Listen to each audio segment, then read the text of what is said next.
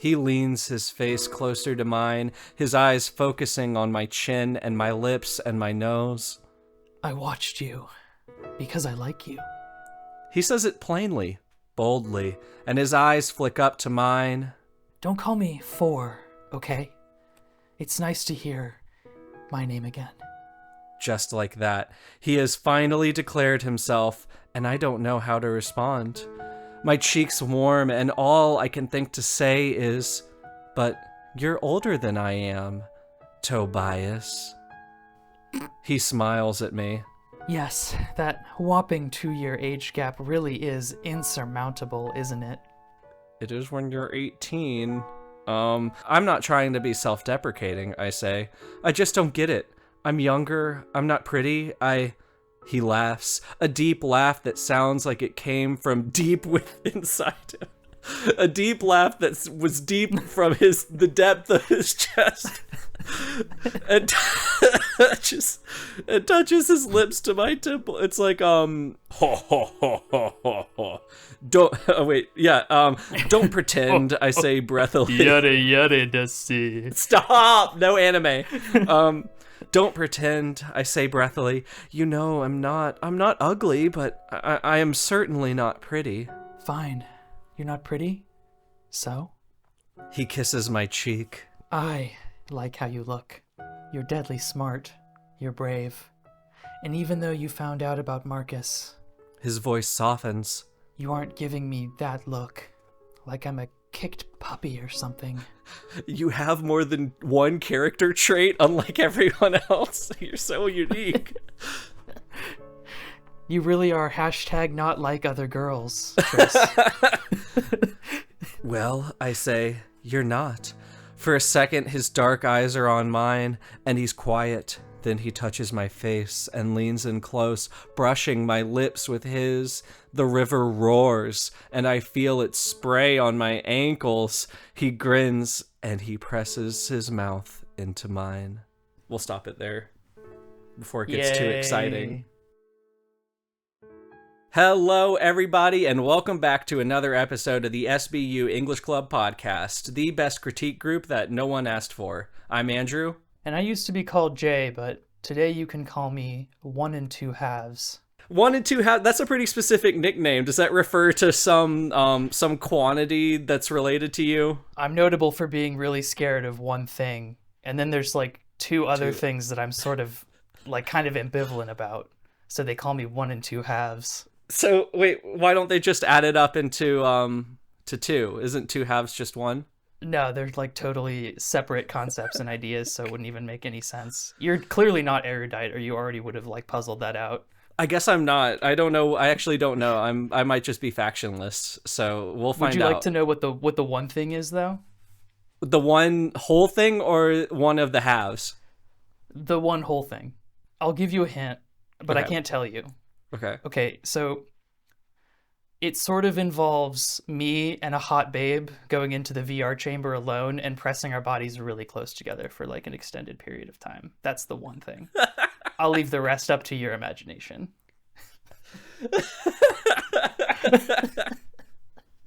Oh no, I'm so scared of hot babes in the simulation chamber.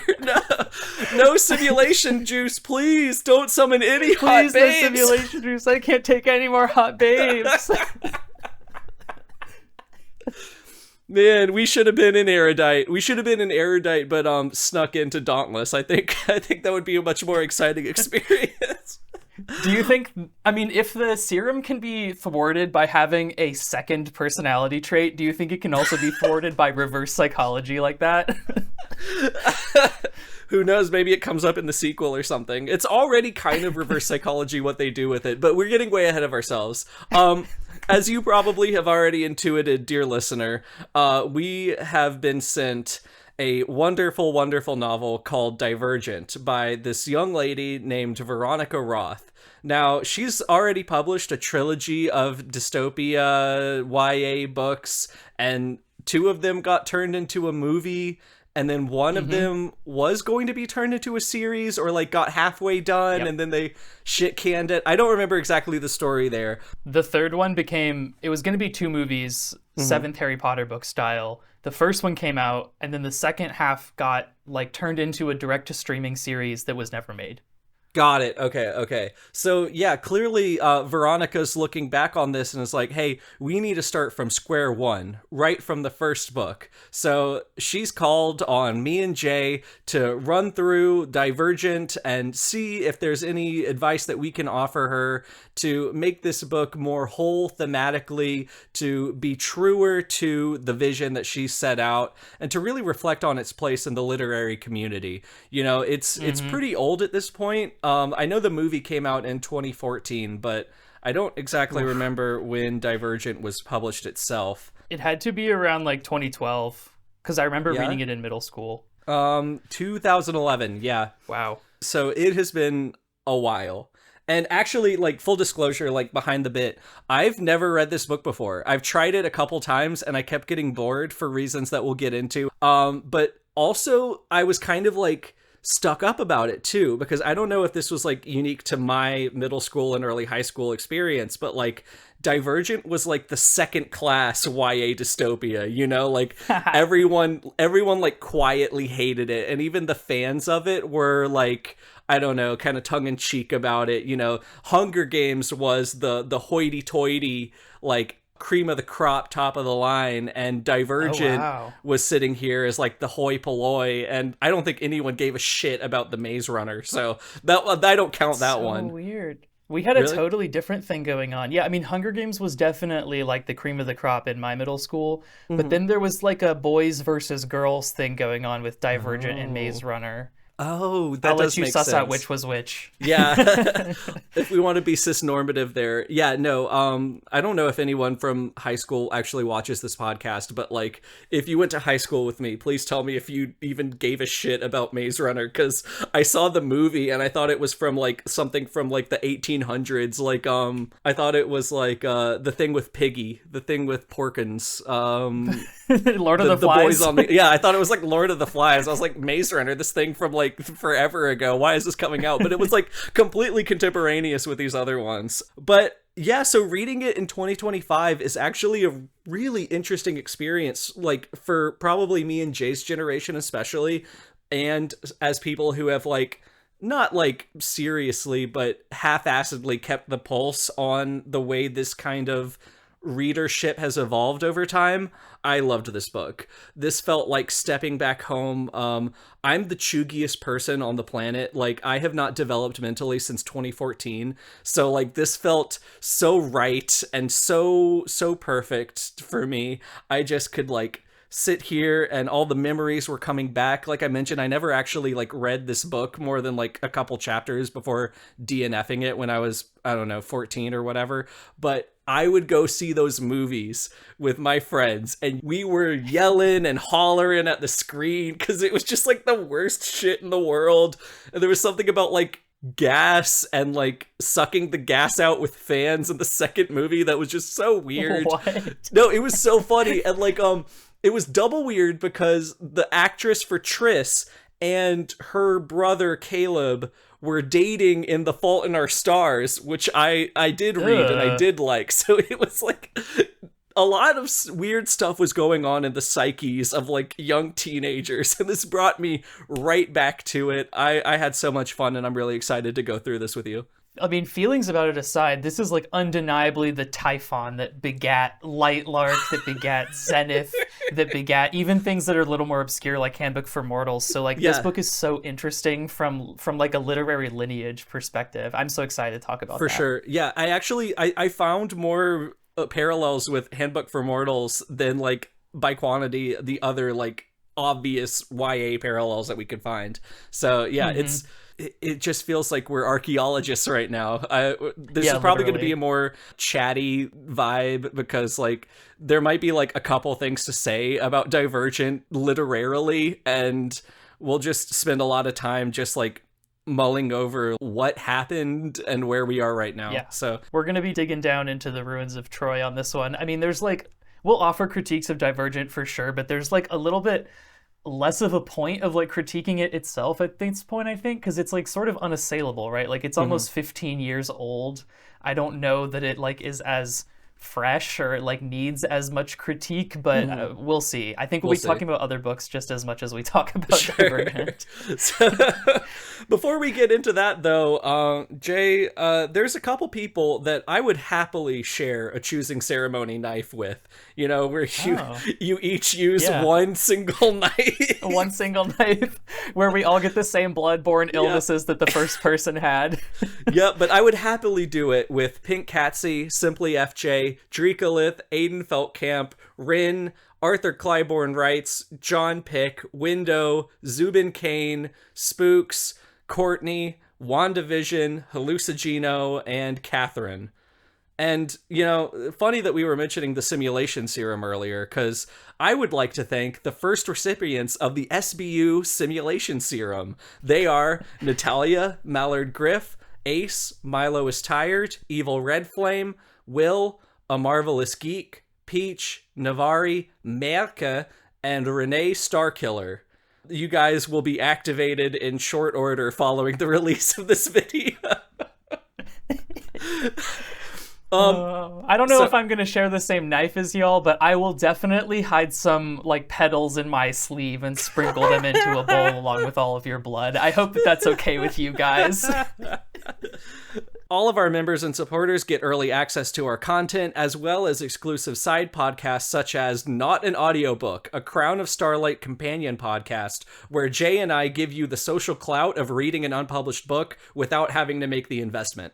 If you want to support us, there will be information on how to do it in the description, and if you've already joined up, keep an eye on the posts section of our channel for your exclusive updates. If you'd like to support in other ways, honestly, just interact with us on whatever platform, however that platform lets you do it. We'd love it if you leave a comment. Like, it doesn't even have to be relevant to the video. Tell us how your day is, what you've been reading or writing lately, whether you identify as a Divergent person or a Maze Runner person. It doesn't have to be remotely the two salient, genders. right? But we are fighting an uphill battle against the algorithm, which I don't necessarily believe in because we're such a niche thing. But any help that you can give us in terms of interaction goes a long way, even if it's relatively minor or, like I said, completely unrelated to the video whatsoever. We'd just love to hear from you, and we really like the community we've been able to create.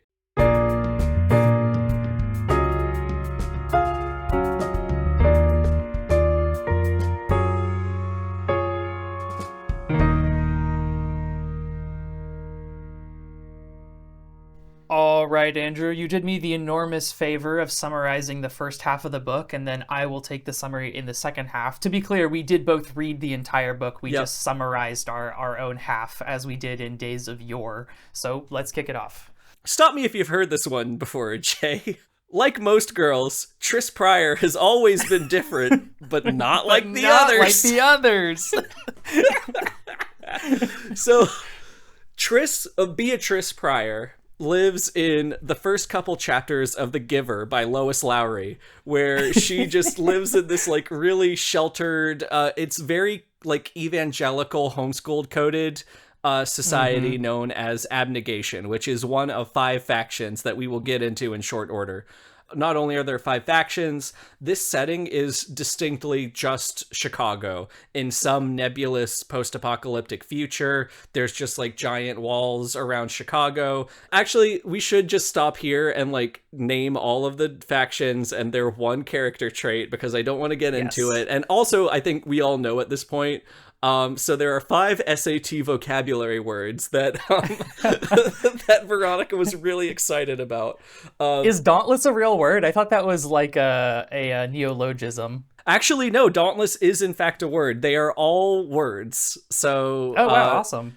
I mean, it's just the daunt plus less, right? So I don't know. This is so weird, but they kind of reminded me of like the Bakugan types. You know, they had like funny names for all the Bakugan, like fire was Pyrus. So all the brave people are dauntless, and they are like the soldiers and the people who run around and do crazy shit all the time. There is Amity, who are the good-natured field hands who value friendship and love and kindness.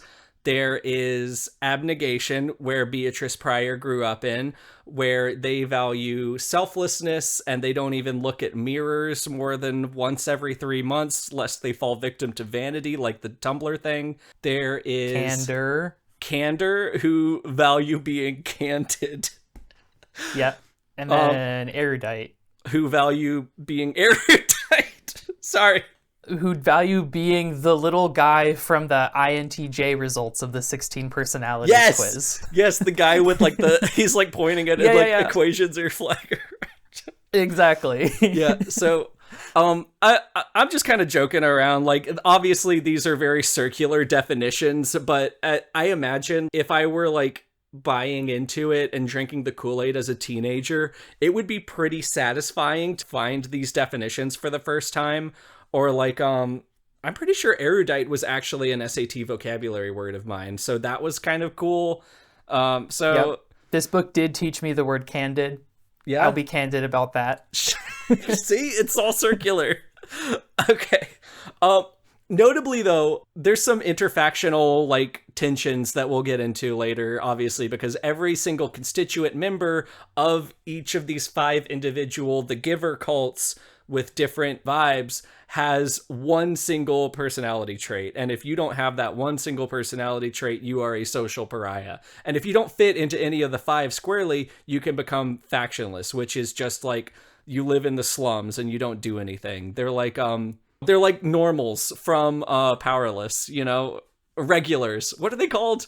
Powerless. No. They have like, you know, I think you're right. Mundanes? No, Monday. Okay, yeah, you're right. The Powerless. I'm an idiot. Are they called the Powerless? I think they are called the Powerless. No, I think they're called Powerless. I could be wrong. Correct me if I'm wrong. Anyways, notably of these factions, only abnegation is given an actual slur. Did you notice that, Jay? No, I didn't, but you are correct. Only abnegation has a slur, and it is stiff, referring to their uptightness, their rigidity. Their rigidity. Yeah, great.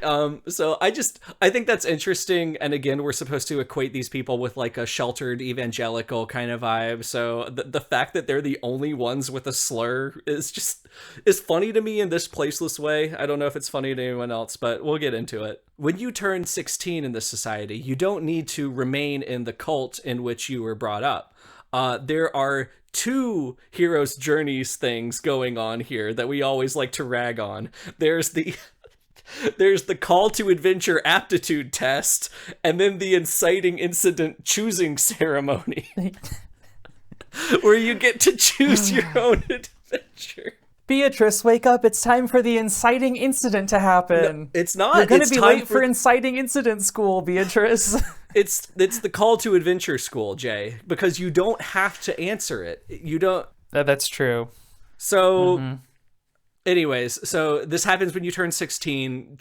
Beatrice just turned 16, so it's time for her aptitude test, where they inject you with a serum, and then you have a weird vision, and the results of what you do in that vision determine which cult that you fit the best in. This just happens at the school. She goes to this one random room where she finds Tori, the tattooed test giver, and she just gives her the serum. And this is where the Handbook for Mortals thing comes in, because I remember saying this about the magic tricks in Handbook for Mortals, where it's so hyper specific, but also so random, and also so like formless in how it's laid out, that I'm really having trouble not only understanding like what it's supposed to imply about your personality, but also understanding what's literally happening in the vision that she's having after being injected by the serum. Step 1, you're presented with cheese or a knife, and this faceless woman asks you to choose. Can I ask you something like really cringe about that? Please. When those were the 2 options, did the entire book in your brain suddenly like get retextured with like Skyrim like graphics? Because those are like some Skyrim ass choices. No, but I was now just I'm going to imagining picture the this as cheese a Skyrim wheel, and then the iron dagger, and I was hearing the Oblivion music. No, I don't think that's embarrassing, but that didn't happen to me. I was just like, what the fuck are you talking about? Like, if you were a moron, why wouldn't you just slice the cheese and eat it? I don't know. Like, this is CinemaSins shit, but like, point is, cheese or a knife? Triss is like, neither. And then the cheese and the knife vanish, and then a dog appears, and the dog attacks you, and Triss just like kneels and tames it because I don't know, she rolled high on animal handling or something. I don't know. Right. And then a little girl appears, and then the dog attacks the little girl, but Triss just tackles her. And then that completely fades away, and then she's on a train car, and this guy is holding a newspaper with this headline that says crazy murderer at large, and there's a picture, and he turns to her and he's like, do you know who this is? And Triss just do you believe in God? Right. Holds her there, and she's just like refuses to narc. She's like, well, that depends on what you mean by no. You see, I believe that we are here implies to some degree that we all know each other. So she's just like, that goes nowhere. And so it's just like, somehow she gets out of the simulation, and Tori, the tattooed test taker, tells her to be taciturn about this. because this is apparently the craziest, most unique, and not like other girls result that they've ever experienced in their life. No one's ever come close to this. Like, so she gets abnegation, dauntless, erudite, all at once, which makes her ... divergent. Capital D. Capital D. Capital D. Roll credits. Ding. Whatever. I don't care. This is like the easiest CinemaSins thing to do, but it is just so funny to imagine like what you would do in the simulation. And I probably would have done what Triss did, but out of like incompetence, you know, like I wouldn't choose the knife or the cheese because I would be too confused, and I would tackle the dog because I don't want the dog to lunge at the girl, and I would refuse to answer the man because he's scary. You know, that doesn't imply that I'm selfless, brave, or smart. You know, that just implies that I was like a deer in the headlights, which I guess is kind of the point, right? Genuinely, I think that the situation with the man in particular says more about the person who designed the test than it does about the test taker. Because you might refuse to respond to the man, like, not knowing if he's telling the truth. Like, you have to assume that he is really telling the truth about the fact that he will be in danger if you don't say that you know who the murderer is. Like, he could just be crazy. He could be the murderer himself. Like, you have no idea. Right. And so it, like, is all built on, like, weird assumptions, which, again, CinemaSinsy, but, like, it can make it hard to follow the actual book when you get caught up in these, like, questions that the book, like, doesn't even lampshade. Yeah, and I think ultimately we will be proven wrong by the narrative itself, because, like, this world is not normal. These people are not normal. So Triss responding as a normal person would be inconceivable to these abnormal people. So I don't know, like, it's different if you're the weird one, right? Maybe that's why it works so well, is because all of us in the real world are Triss. And so theoretically anybody can project onto her. And meanwhile, it's really hard to project onto any of the side characters who genuinely do have one personality trait each. Yep. She walks home after this. So Tori's just like, don't say anything to anybody. Say, I'm going to put you down for abnegation. Just say you got sick and then go home. So she walks home for some reason, which necessitates her going through the factionless slums, where she comes across this scary, weird man who for no reason grabs her, and he's like, choose wisely tomorrow. Hee hee hee. Your hero's journey depends on it. Just like, okay, cool. Good thing that we had this scary homeless man to do this for you. I guess we're establishing here that, like, she could end up being like that. You know what I mean? Like, the threat of factionlessness is hanging over her head constantly. And I actually really, really like this, especially in comparison to other young adult, new adult fantasy, whatever books that have been coming out lately. It's nice that it was established, but something about it just feels wrong to me. The like sexually predatory element of it is like not necessary to me, but I do like that it establishes the stakes of what could happen if she doesn't pick a faction. Right. So that's nice. She gets home safely and they pray at dinner, which made me do a double take because God has not been present in the YA genre for at least a decade at this point, and to have it be like so not subtle but like so unharped upon is really weird. And again, maybe it wasn't that crazy in 2011, right? Classic sucks position. God is here. Deal with it. God is here. Deal with it. God's not dead. He's surely alive. God's not in Fourth Wing. I'll tell you that. God's not in Light Lark. You know? No. Like, no. God's not in Handbook for Mortals. Maybe God's in Handbook for Mortals. I can't remember. God's not even in like fucking William Johnstone stuff. Or the ones we've read, anyways. So yeah, because we talked so much about that in Not My Home. Yeah, I don't like it, nor do I have a problem with it. It's just like, okay, yeah, they're praying at dinner. Cool. We get some hints of some interfaction like tensions. So erudite, the people who are erudite, and abnegation, the ones who practice abnegation, are having some like forgot. They're having some weird spats or political pissing matches or whatever. The whole idea is like abnegation, since they're so selfless, they control the government, because the idea is if you're selfless, you're good at government. But erudite is like, well, if you're smart, you should be good at government, you know, because we need smart people.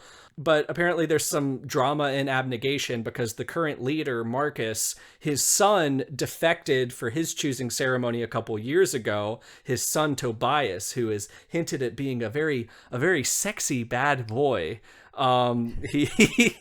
He chose Dauntless anyways, so that's kind of like a shameful mark on his career, and it's making erudite kind of question the integrity of abnegation role. This doesn't get dwelled on for too much because it's time to choose.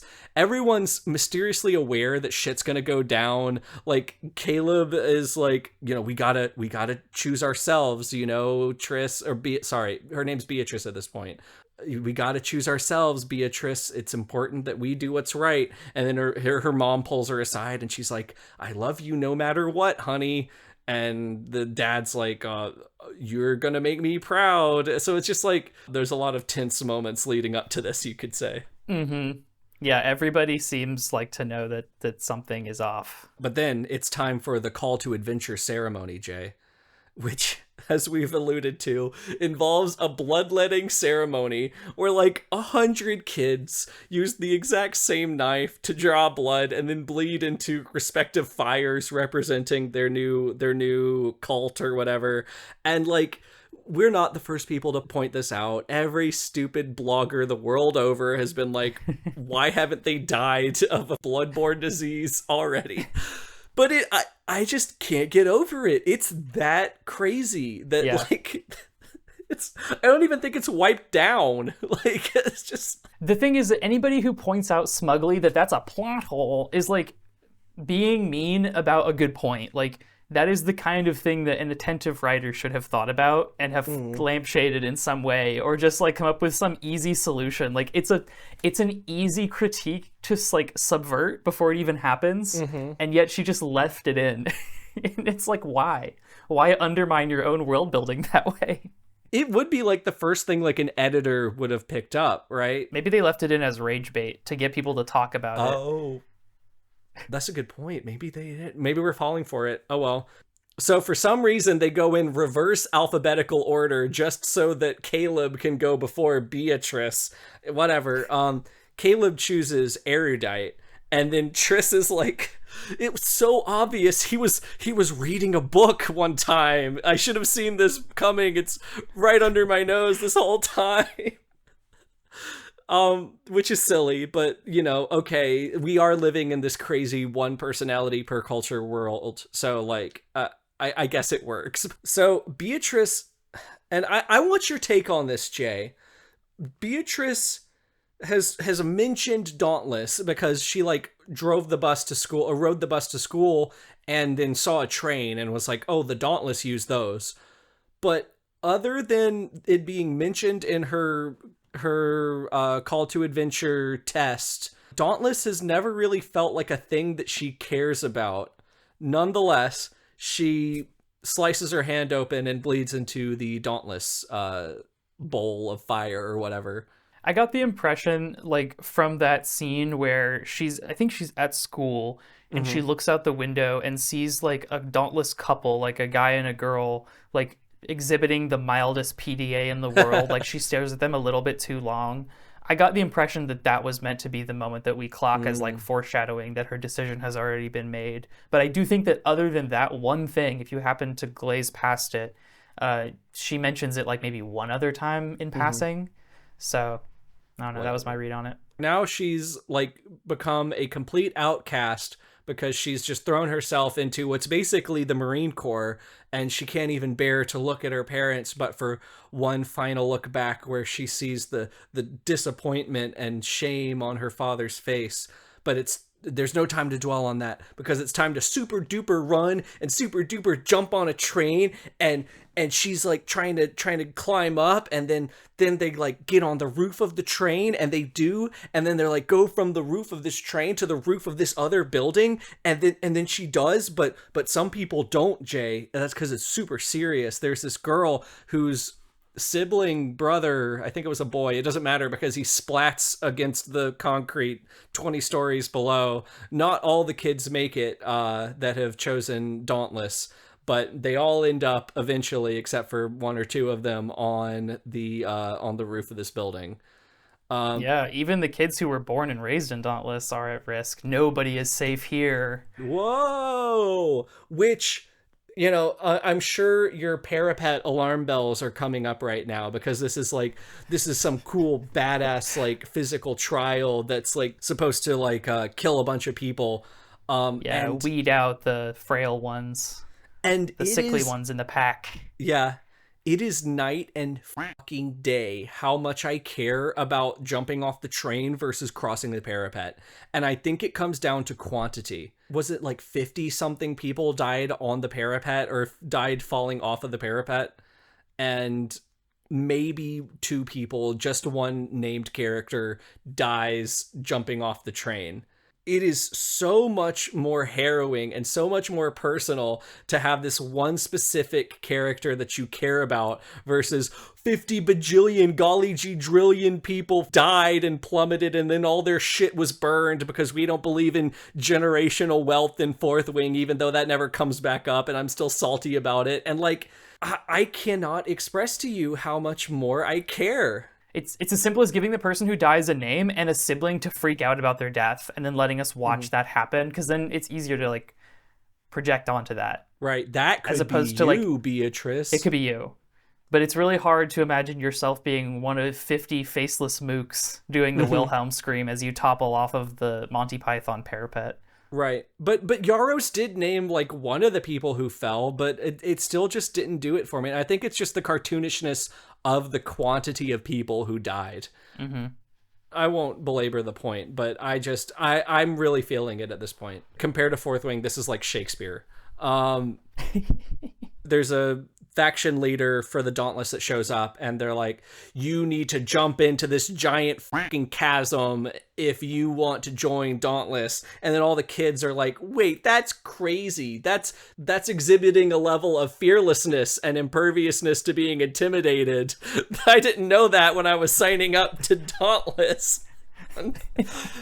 And anyways, somehow Beatrice finds it in herself to jump off first, but there's a net at the very bottom of the fucking chasm or whatever, and she's like, wow, I really am brave. I'm not Beatrice anymore. I am Triss.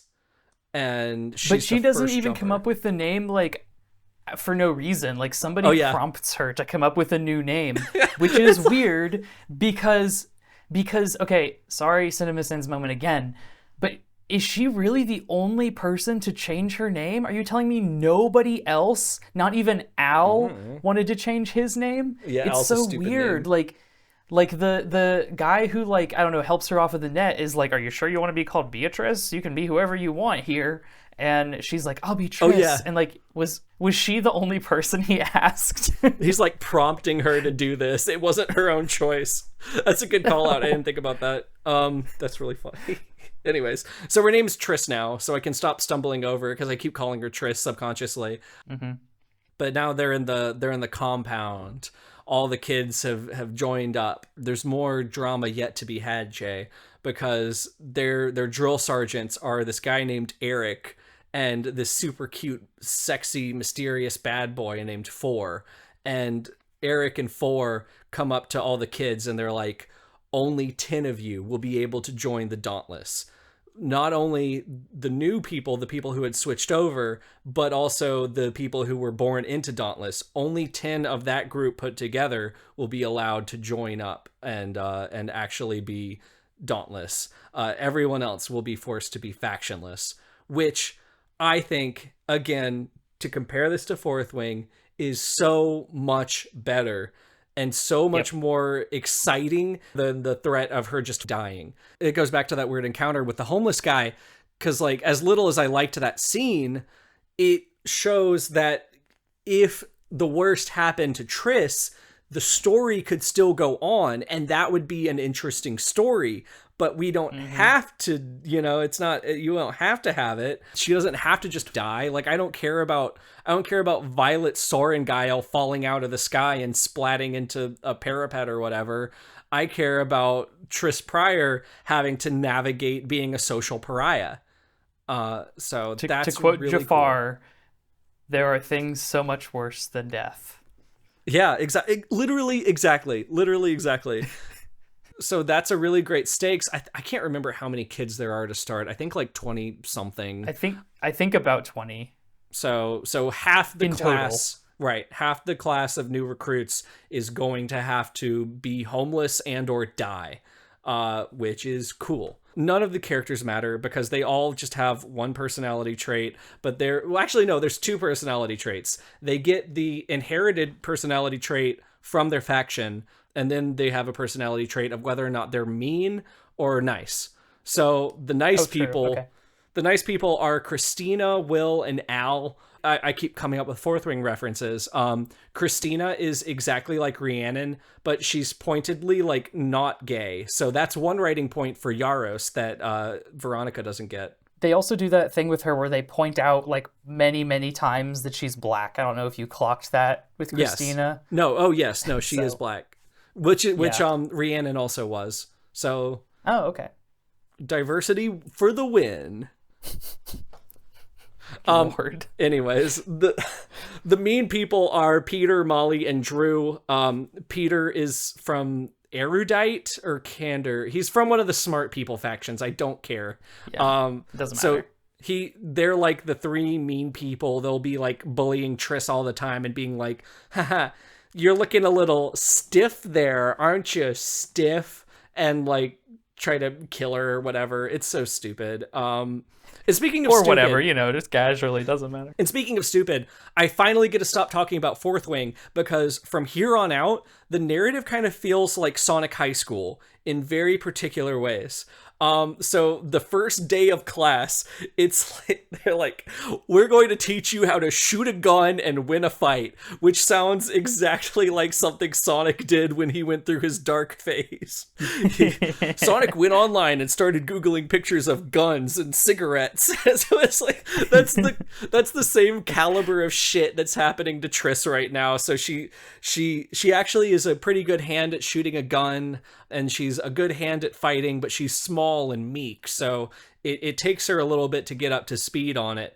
And as we do these like little training montages, which are told mostly in really high level exposition, and there's rarely even like an example, like, I can't describe this, I'm sure there's a trope name for it, but like in the middle of a montage or like at the beginning of a montage, they'll do like they'll describe the entirety of like a shooting drill just so you understand what it entails, and then it'll go into the high level zoom out, and then I did that over and over. But like here it's kept very, very high above the action, the camera is, and we just hear, it took me 3 tries, but eventually I shot the target and eventually I learned how to throw a punch. So I guess it's just because that's not important to the narrative, but it would have given us more chance to breathe and interact with these characters, as flat as some of them are. Yeah, it's weird, and I feel like it reduces tension in places where there otherwise could be like good engaging tension. In particular, in the learning how to shoot a gun scene, because like you were saying, it's like such a high level description where I didn't even feel clear on like what it was that Triss had learned about how to shoot a gun, because there's no mention of them teaching her like how to reload, or like what your stance should be like, or where you put your hands, or how to turn the safety on and off. Like it's just like they throw her into a room with some guns, and then the narration is like, and I learned how to shoot guns. Right. And it's like, are they afraid that if they describe how to operate a gun in a book for middle schoolers, it's going to like result in violence? Does Veronica Roth just not know her way around a gun? Does she just not feel like this is important? Does she just want to like establish that Triss knows how to shoot a gun so that it can be used later whenever it's convenient? Like, it could be any number of reasons, but it does result in like some kind of boring chapters, I think. Right. This is a highly like not regulated, maybe regulated. Like, the publication of this was probably under a lot of scrutiny because this was intended for school-age children. So this was like a book fair book. Yeah, it was probably hard enough to get a scene with her using a gun, even like slightly in detail. So I do, maybe that was a part of that like calculus that she was doing to make sure she could sell this to kids but still have it be exciting. I don't know. As we have these training montages, we get this sense of a dichotomy between the old and new school of the Dauntless, represented by Thor and Eric, respectively. So Thor is like the old school, like honorable Dauntless, where you can surrender and you can honor a surrender. Whereas Eric is the new school of Dauntless, which is just out for blood, wants to kill you, no surrender, take no quarter, stuff like that. So again, nice or mean. Nice or mean. It's literally, those are your two choices. Yeah, there's actually this whole part where Eric like throws Christina into a pit because she like tries to surrender in a fight, and it's just like, I don't know, it again with the Sonic High School references, because it's just so crazy. But I guess, you know, we're in crazy cult land for the crazy cult people who love crazy fighting. So again, we're being CinemaSins here. It probably makes more sense in the diegesis than we're giving it credit for. But this comes with a lot of changes to Triss, both physically and mentally. She gets cool dark clothes at the clothing place, and then she gets tattoos from the tattoo place from Tori. Did you notice how it was the clothing place and the tattoo place? I didn't. Is that literally what it says? That is literally the name of those settings. And that's Sonic High School. They go to the tattoo place to get some tattoos, and she gets a tattoo of 3 birds. I wonder if that's a regionalism, because I feel like I've heard people in my life talk like that before. Maybe. Like, I've heard tattoo parlor, right? Yeah. So I don't know. I just thought that was silly. But she gets a tattoo, or 3 tattoos of little birds flying at her heart because of the 3 people that she abandoned. Yeah, it's like that face tattoo you can equip in Baldur's Gate, but on her chest instead of on her cheek. Right. So back to the nice versus mean thing. Triss gets hate crimed like a bunch. A lot of it's just microaggressions, even from her friends. But then like Peter spray paints stiff all over her bed. It's just like, she's so oppressed. She endures like the dorkiest bullying ever. It is literally like you said, it's like, all right, you're looking a little stiff today, Triss. Right. You sleep on the wrong side of the bed. Let's spray paint your bed with the word stiff. Like, okay. Any other ideas? Does anybody have any other ideas? She does like get beaten up at one point. I guess that was like, that was in prescribed. Yeah, it is pretty lame bullying. Anyways, actually, no, we'll get to that right now, because she's got to fight Peter, but she gets super duper knocked out Al, who is one of her little friends, visits her in the hospital, and they have this quiet bit of romantic tension where like Al is like clearly crushing on Triss, but Triss is just, I'm too busy for boys. I got too much going on. I don't want them to find out that I'm divergent and I want to survive. Which I do kind of like, because if this were just another love triangle, I would be annoyed by it. But it's nice that, I don't know, it's like that guy who's he wasn't in the movie, the guy they cut out of Twilight, that little blonde kid who always followed Bella around. It's very similar to that, where like I've never read or seen Twilight. Well, there's no reality in which you would think that Al is a viable love interest, but it's I got you. It's a little lame, but it's okay. Then they go on a field trip to a fence, the fence that surrounds Chicago, basically just for 4 to be like, this will be important in the sequels, guys. Don't pay any attention to how it locks from the outside. That has nothing to do with this book. So you can just keep that in the back of your head. Triss is like, it's almost as though they're trying to keep something in. Dun, dun, dun. And then we cut to a new scene. Right. And that new scene is just to have like a save the cat beat. She happens upon this kindly farmhand that she went to school with, and he comes up like, gosh, are you sure you chose the right hero's journey? And it's just like, just like, yeah, I guess. And then Molly, the mean girl, comes up and she's like, we don't talk to filthy farmhands anymore. Get we away. Don't cotton to freaks around these parts. we don't poly cotton to coping tropes around these parts. So so it's fine. It's fine. It's not as bad as I'm describing it, but reading this in 2025 after studying literature is just like, you start to see, again with the Save the Cat, you start to see where these gears are turning, and it's just like, it's hard to ignore the artifice of that, but I digress. Yeah. It feels mega artificial, and to me it felt doubly artificial knowing that Veronica Roth had also studied creative writing in undergrad. Yeah, she wrote this while she was studying it, right? That's right. She was on some kind of break, I believe, in her senior year, and she had been in workshops in the meanwhile, and it's like, I see you deploying the like the like 101 level workshop tactics that you're learning. Right. Right. And again, you know, all of this is just like an exercise in futility, because we're a bunch of gross old people and this is for children. So it's not as bad as I'm saying. I'm not going to let Jay's negative Nelly attitude rub off on me. I still love this book so much. You do have to keep that in mind as you read it, that unlike things like Light Lark, which is like a perversion of a genre that was intended for children, repurposed as like softcore porn for adults, Divergent is literally a book for children, marketed to children, and written, I assume, with children in mind. Right. So it is like quite different in that regard. Yeah. One correction though is that was only for the second, third, and fourth Light Larks that you're describing. The first Light Lark, I don't know who the fuck that was for, but that didn't have anything in it. People who want to date murderers, I think. Okay, sure. You know what? There's someone out there for everyone. There's a second. Oh, it was for bisexuals. It was for bisexuals because Cleo was in it a lot. Yo, God bless not God, because there is no God in Light Lark. Not God bless bisexuals. Horace Ray bless bisexuals. No, he's ashes now. Someone took his finger, so he's ashes. Oh, shit. Well, he's been martyred, so that makes him akin to a god. To a god. Okay, we're getting dangerously close to heresy here. But Jay, there's a second surprise field trip for fucking no reason, where they go play capture the flag paintball, where there's a dodgeball team picking scene where like 4 and Eric are like choosing people back and forth, and 4 chooses Triss first. Ooh.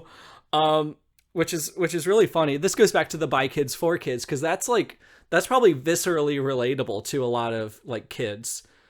You ever that's like, true. That's true. I don't know if you can tell by my muscular frame and Adonis figure, but that was something that I always took pride in my PE classes, and this is also relatable to Divergent, where I never wanted to do very poorly and I never wanted to do very well. So I was always like the third or fourth person chose for dodgeball. And that was like, that made me feel better than being the first chosen for dodgeball. And all these memories are like coming back to me as I'm reading this scene. I don't know how your PE experience was. I managed to avoid a lot of that somehow. Probably by mostly being friends with girls, to be honest. I feel like that like reduced the amount of like competitive stuff that I had to face. You were probably sitting in the corner writing poetry about it, huh? I probably was, yeah. In German. In German, of course.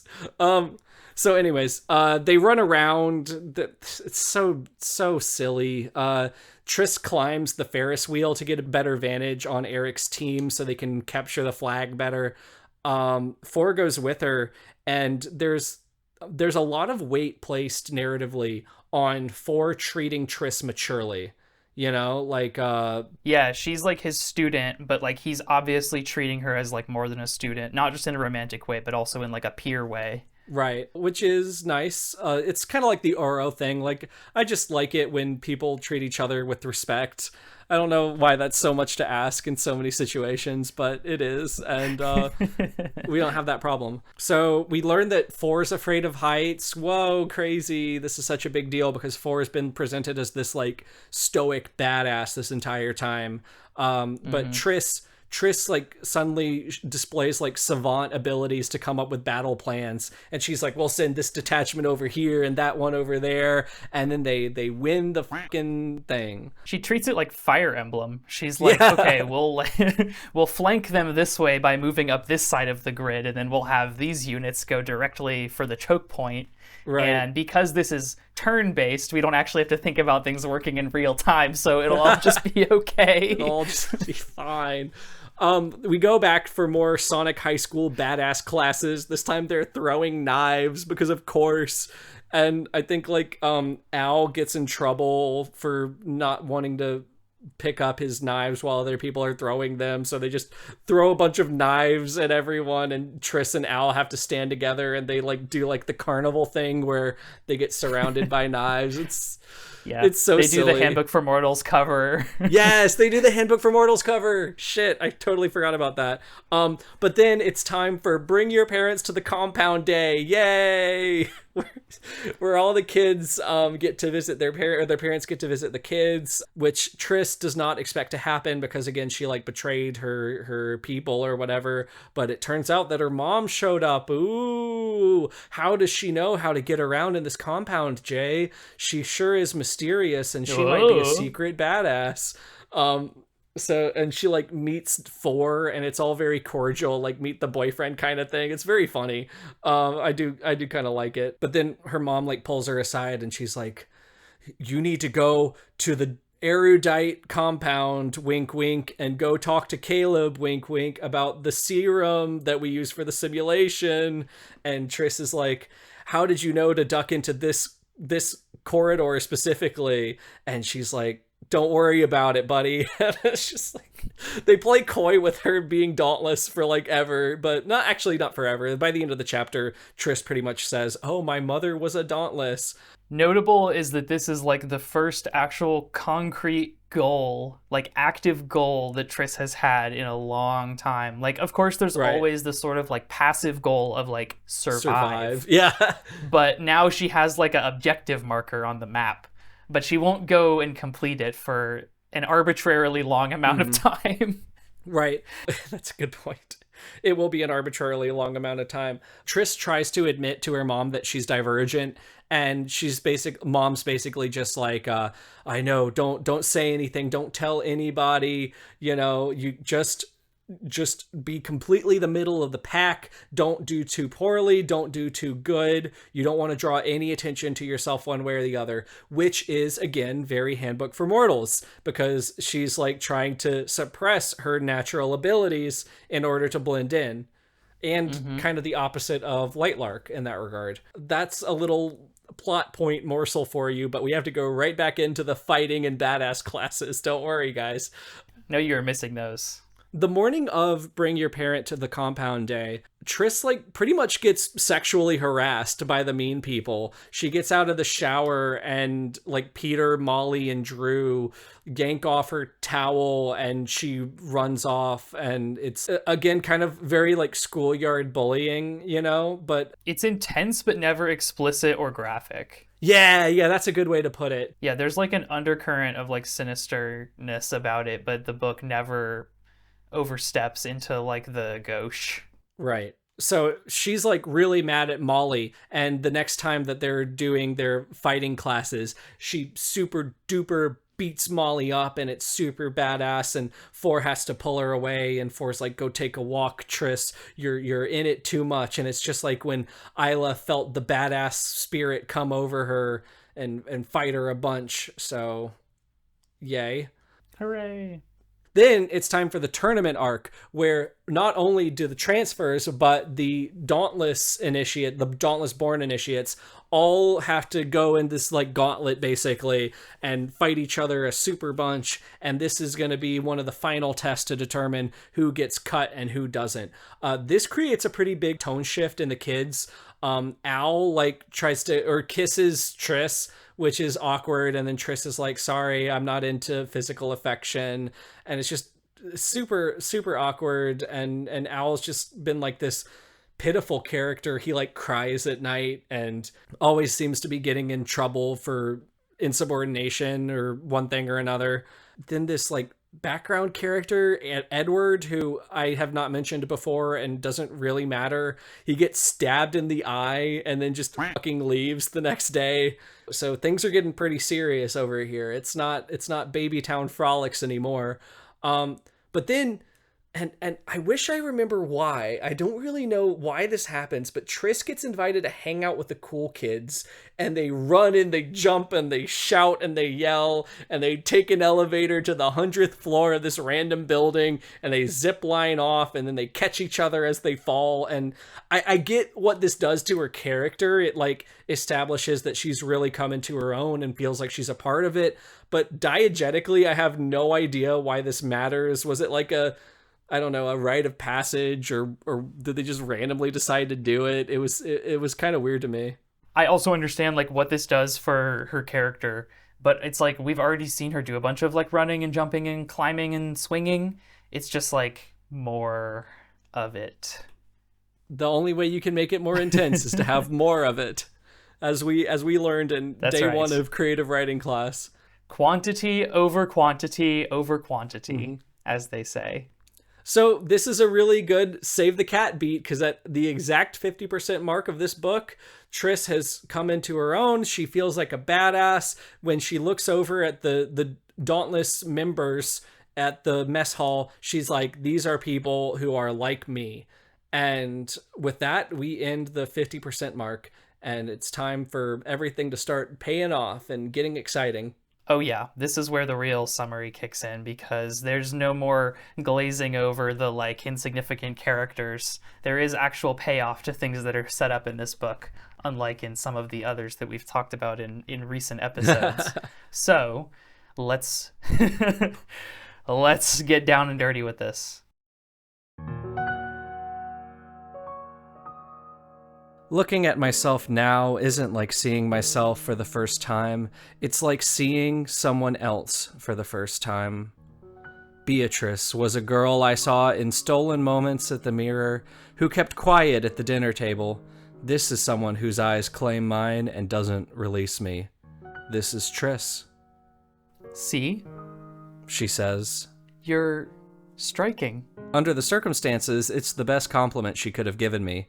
I smile at her in the mirror. You like it? I look at myself head on again. For the first time, the idea of leaving my abnegation identity behind doesn't make me nervous. It gives me hope. This book is all about identity. I don't know if you noticed that, because it's very subtle. I think it's all about family. And that's what makes it so powerful. Okay, I'm feeling daunted by this summary. Let's do it.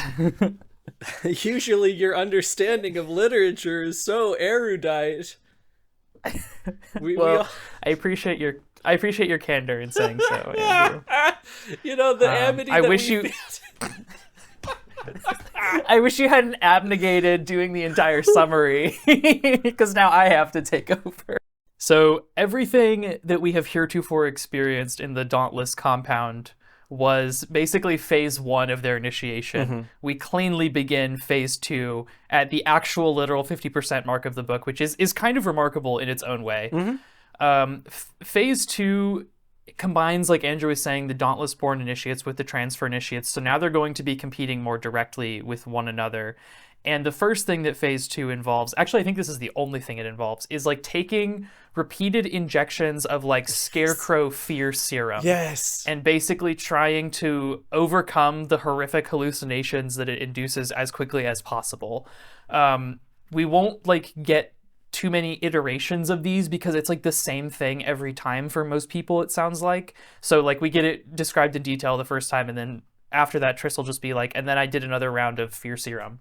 So anyway, the first time around... It's so lame. It is so lame to me. It's like the fear mirror in Lightlark, where diegetically one person is seeing something and then everyone else is just watching. Like, I think you can like watch it on a computer screen, like what they're seeing or whatever. But like mostly you're just sitting around like, oh, I wonder what fears you have. It's so boring. It is like the fear mirror because it's also ripping off the boggart from Harry Potter, and it's making the same mistake where it doesn't let you see what the other characters are afraid of, because that's what would be interesting, learning about the other characters by seeing what funky shit they're afraid of. That would be silly. Yeah. We will learn later that Christina is afraid of moths, but it becomes a throwaway gag. So at least there's that. Right. Okay, so Triss's hallucination involves being eaten alive by a bunch of crows in like a field where the sky is an unnatural color and there's like a bunch of dead grass. And she ends up overcoming it by allowing herself to be eaten alive rather than trying to fight the crows off. And when she gets out of the simulation, Four, who has been administering it, is like, "How long do you think you were in there, babe?" And she's like, "I don't know, it must have been forever." And he's like, "No. It was 3 minutes, the shortest ever in the history of the whole world. You're so special. You're so special and different. But you can't tell anybody because they'll kill you." So basically he's like, you're going to have to keep doing this, but these are recorded, and if you keep doing it so quickly, people are going to know you're divergent. So you have to find a way to control the fear without doing it so quickly, because then people will catch on and you'll be in danger. And then he kicks her out, and she's like, all right. So then Triss is like running around in like the dining hall, and she happens across this article that was written by an erudite reporter who came by sometime in the first half of the book and was like fishing for rumors about abnegation. So Triss reads the completed article, and it basically slanders her father as an accuser, which mirrors the accusations that were leveled against Marcus. And it also accuses abnegation on the whole of being like quietly tyrannical by like using their selfless veneer to actually hoard resources and control the government. They are non-democratically controlling the government, to be clear, but for all we know, they are doing a good job. Right. So it's like a mix of truth and lie that is quite cunning, erudite, you could even say, if you were feeling a little I do like the SAT subtle creeping of the influence of the media throughout the book. It's very very Empress Teresa in that regard. True, it does hate journalists, doesn't it? Yeah, it's just like, weird. I mean, who doesn't hate journos? But like at the same time, it's just a weird thing to just throw into a book, you know? It is. It betrays something on the about the psyche of the author, I think, or something they've picked up from culture. Anyway, so while she's running around the compound, Triss encounters Four. He's drunk on his afternoon off, and they flirt. But then her friends come and rescue her from this like immensely awkward situation. Triss then is subjected to her second round of simulation, and this time she hallucinates being trapped in a glass cube that's like filling up with water while her friends laugh at her. She manages to break the glass and break free from her nightmare, and at this point, Four is like, okay, no doubt about it, I know that you're divergent. And he is like, you have got to get your control of these simulations under control, because if I keep deleting the data, people are going to notice. Right, because her giveaway is that she knows that she's in a simulation, right? Yeah. Okay. She's able to figure out that she's in a simulation while she's in the simulation, which is something that apparently nobody else in the entire world can do. Right. Triss doesn't know who else to turn to because, like, what other allies does she have? I think it's a reasonable thing to feel in her situation at this point. Mm-hmm. So she goes to Tori, who administered the initial simulation before the inciting incident. And she's like, please tell me anything. And Tori is like, I really don't actually know that much, like, factually, but she does know that being divergent means that Triss has the ability to control simulations among other unnamed things, and she explicitly tells Triss that she will be killed by Dauntless leadership if they find out about her position, or condition, rather.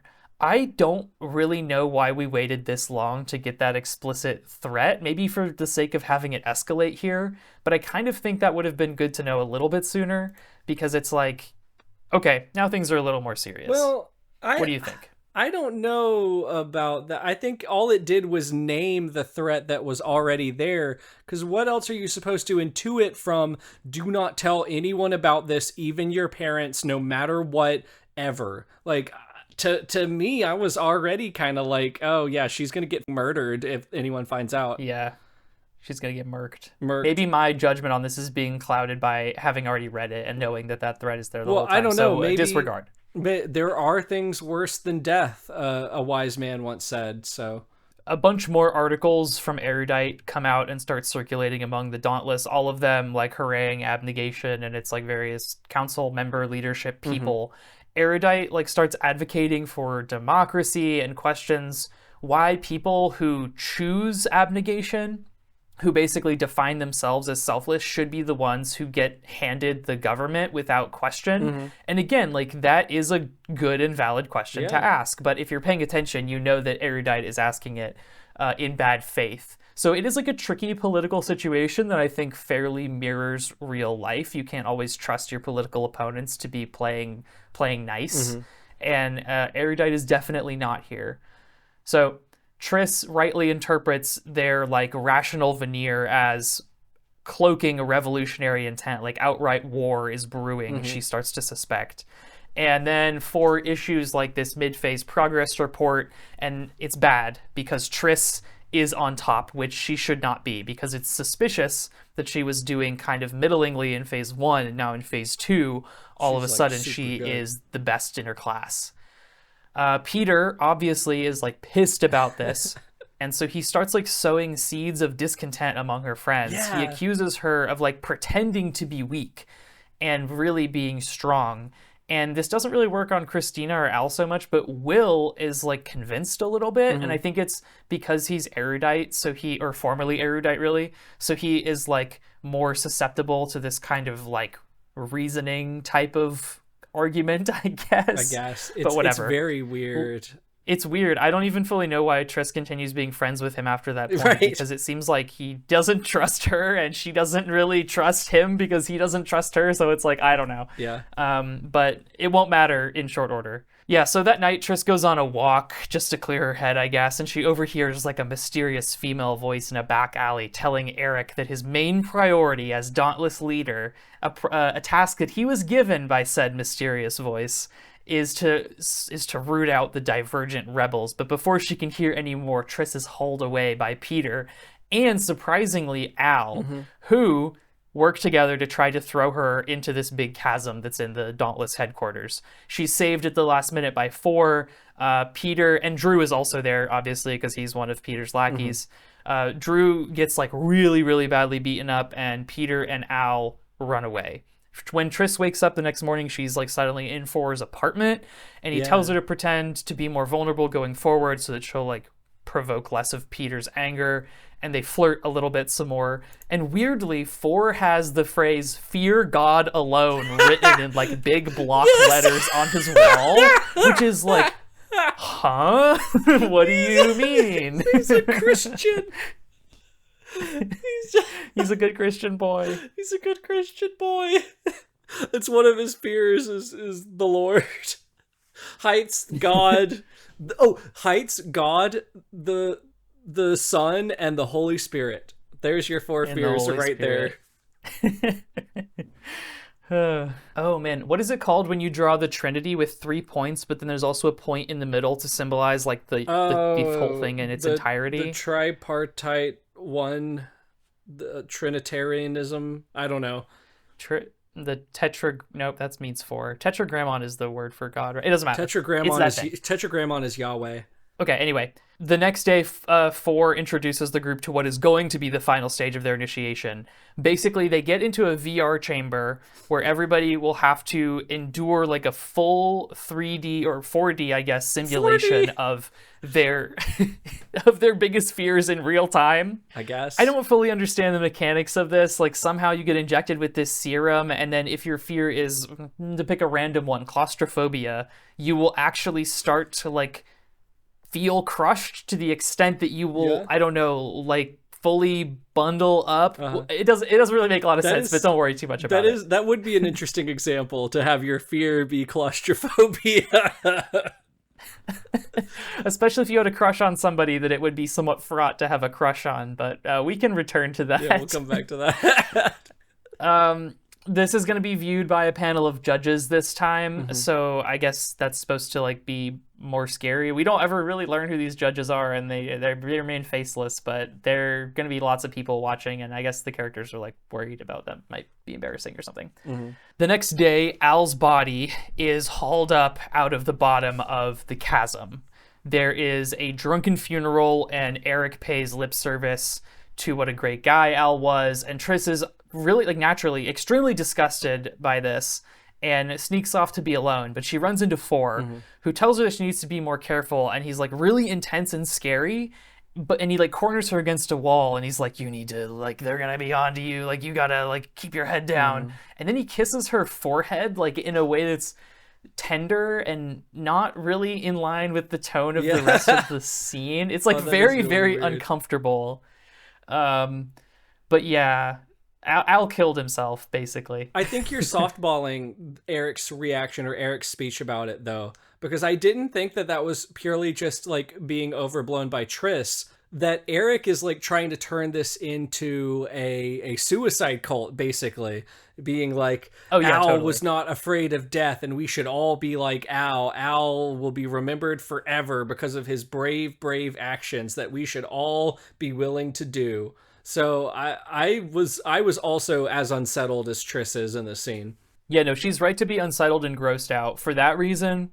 And also because Eric didn't respect Al at all. Eric hated Al. Eric was one of Al's bullies despite being his mentor. And so to suddenly act like Al was like really brave and a cool guy is obviously like a totally deceptive act. Right. So Triss is completely in the right to be skeeved out. And 4 is in the wrong for kissing her when she is in an emotionally compromised state. Yeah. But I'm glad it doesn't go any further than that. I think this is later in the same day, or it might be a few days later. Time gets kind of squishy during this part of the book, but a little while later, Triss catches 4 on his way to like test himself against the VR fear room, which I guess he has uninhibited access to since he's like a mentor. And he's like, oh, how convenient, because I was actually counting on you catching me going here so that I can show you my simulation and explain my tragic backstory to you. And that's exactly what happens. They go through a gauntlet of his 4 fears. Whoa! Oh my god. Which are, as Andrew said, heights, the Father, the Son, and the Holy Spirit. Not really. It's heights, tight spaces, having to kill for no reason, and his abusive father, Marcus. So this is also where we learn, and are totally shocked to learn, that 4 is indeed Tobias, the kid who left abnegation in favor of Dauntless, and the son of the leader of leaders, no less. The erudite continue to use as like sort of a rhetorical tool against abnegation's leadership. And this is the scene where 4 like experiences like a claustrophobic episode because of his simulation, and he like balls himself up around Triss, and they're just like sitting there in the fetal position in what I guess is an empty room, question mark, and just like holding each other for a really long time. And I can only imagine that it was extremely awkward. Yeah. But then they confess their feelings for each other and they kiss about it. Hooray. This is weird. This felt really redundant to me because then the next day, like the whole group gets to test start the VR room by experiencing like some random instructor, Lauren, who we know nothing about, fears. And when it's Triss's turn, the simulation like turns into her own fears. Like she takes over the simulation, but not in order to shut it down. Like she does it incidentally, and it turns into her fears, and she has like a total freak out, and she runs away and is like crying and stuff. And she has this like sulky moment, like a Dark Night of the Soul kind of deal, where she like starts wearing like a black jacket. I mean, she's wearing black the whole time, but she like puts on a black jacket and like wanders off into the night. She decides to hop a train over to Erudite HQ in order to finally meet up with Caleb. I don't know why she waited this long to do it. And it's also weird that she's able to just leave the Dauntless compound because like such a big deal, like so much hay has been made of the fact that like you're not supposed to interact with the other faction members, but it seems like that's totally on her system because she like literally just leaves. And it's not until like much later that she faces consequences. Yeah. So anyway, she does leave and she finds Caleb and he's wearing glasses. And she's like grossed out by that because they're not real glasses. Like apparently it's just a fashion thing that you do in Erudite. Like you wear glasses to look like more of a Poindexter. And she's like, how vain to consider your own appearance.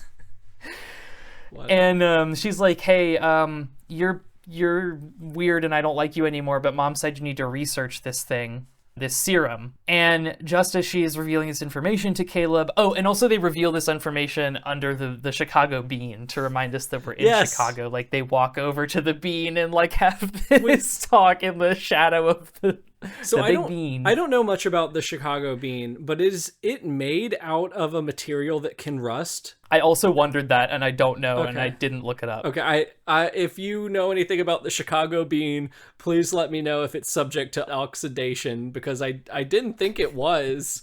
I couldn't imagine that someone's going and oiling up the bean every couple days just to keep it shiny. Like, you think they just pour a big vat of WD-40 over it every now and then? Like, to I don't know. Like, all right, all beaned up. All right, let me know if the let me know if the bean can rust in the comment section below. Yeah, so they have this conversation under the bean, and then two Erudite like guards show up and like haul Triss away. She's taken to meet Janine. Finally, we meet her, the big bad, the like Giovanni or she is like Cyrus Giovanni. Of. I don't know. She gives me like a Pokemon team vibes. I think in part because like she's like a scientist, and also they call Erudite headquarters HQ a lot, which is something that I associate with like Team Galactic. Yep. So I don't know. She's Cyrus, and she's like, I'm suspicious of you, Triss. Like your data about your simulation tests keep disappearing. What's up with that? And Triss is like, I don't know, not my problem. And Triss seems like a totally different person almost in this scene. Like suddenly she becomes like an expert liar. She manages to lie her way out of the situation, and Janine's like, I'll let you go this time, but if anything seems off, you'll be the first one that you'll be the first one that I come looking for, Triss. Then they take her back to the compound, the Dauntless compound, and Eric interrogates her, and she lies her way out of that situation as well. Then that night, Triss meets up with now Tobias. She keeps calling him Tobias from this point onward, but I'm going to keep calling him because I don't like the name Tobias and I don't want to say it a lot. She and totally arbitrary decision, but it is the truth. Okay. She and meet up and like go on a late night train ride around the city and notice that Erudite has been keeping their headquarter lights on like way into the night, which is against city rules, and no one's been stopping them, but this is meant to indicate that they're like up to something. They're researching at all hours, and whatever this plan that they're hatching is must be sinister if it's so urgent. 4 also reveals that like by using the hacking skills that he inexplicably has, he was able to hack into the Dauntless mainframe and find some like thinly veiled war plans that involve Dauntless colluding with Erudite to take down Abnegation. And Triss is like, shouldn't we do something about that? And 4's like, yeah, I guess so. Probably at some point. And then they don't. Which is another one of those CinemaSins things. And this one's stupid, but I just have to say it. Like, the United States has a plan for going to war with Canada. It's very common for a political entity to just have all of their bases covered. So I'm sure that 4 might have stumbled into some, like, obscure folder of just in case war plans, and it doesn't feel like the revelation that they're trying to act like it is. And maybe some of that's purposeful, maybe some of that's not, but I couldn't get my head in that. I mean, the lack of revelatory feeling is definitely not helped by the fact that they both just seem sort of like concerned, but mildly concerned about it, and they don't want to take any kind of immediate action. From this point onward, there will be multiple points where it's like they could have tried to do something, but they keep deciding to wait until the next day. Like often literally time advances to the next morning, and then another revelation occurs, and they're like, that's probably bad. And then another revelation occurs, and like, no, maybe we should do something. But anyway, I don't know what they would have done, to be fair. Like, they are kids, but also, like, they're characters in our novel, so it would be nice if they at least lampshaded the fact that they feel helpless. So, whatever. We enter Endgame for our initiation trials, and Triss finally undergoes the test. The simulation is a bunch of stuff we've already seen before, like the crows and the water tank that fills up. And weirdly, this one that you'll hear in the dramatic readings where like a bunch of bootleg creepy pasta monsters with long limbs and no faces swarm her childhood bedroom and like try to bite her face off, and she tries to like shoot her way out of it. I mean, yeah, that would be scary, to be fair, if like a bunch of slender men like tried to get into your closet, but okay. Interestingly though, I want to mention this because it's going to come up in my positives. That's going to sound weird given what I'm about to say, but there's a fear where 4 tries to seduce her before she's ready, and she has to like talk him down. And in the simulation, he is like pushy but also amenable to being talked down. And just keep that in mind for later, because I want to talk about how I think that that's handled pretty tastefully later on. Then in the final hallucination, she has to allow herself to be shot rather than her family when there's like some assailant. The details don't really matter. This scene culminates in the phrase, "Selflessness and bravery aren't that different." And that's kind of like the theme, or one of the main themes of the whole book. So keep that in mind as well, because it's going to come up in our critiques probably. Okay. So Triss passes, and not only does she pass, she is number 1. That's not revealed until later, but I'll just say it now. She's number 1. On her way out of the test, Eric injects her with yet another serum. This one, he says, is developed recently, or has been developed recently, jointly by Dauntless and Erudite. And it's like a tracker chip that you would put in your cat in case it goes missing, basically. He's like, don't worry about the privacy concerns of this. It's just like in case you were ever to go missing, we'll be able to find you.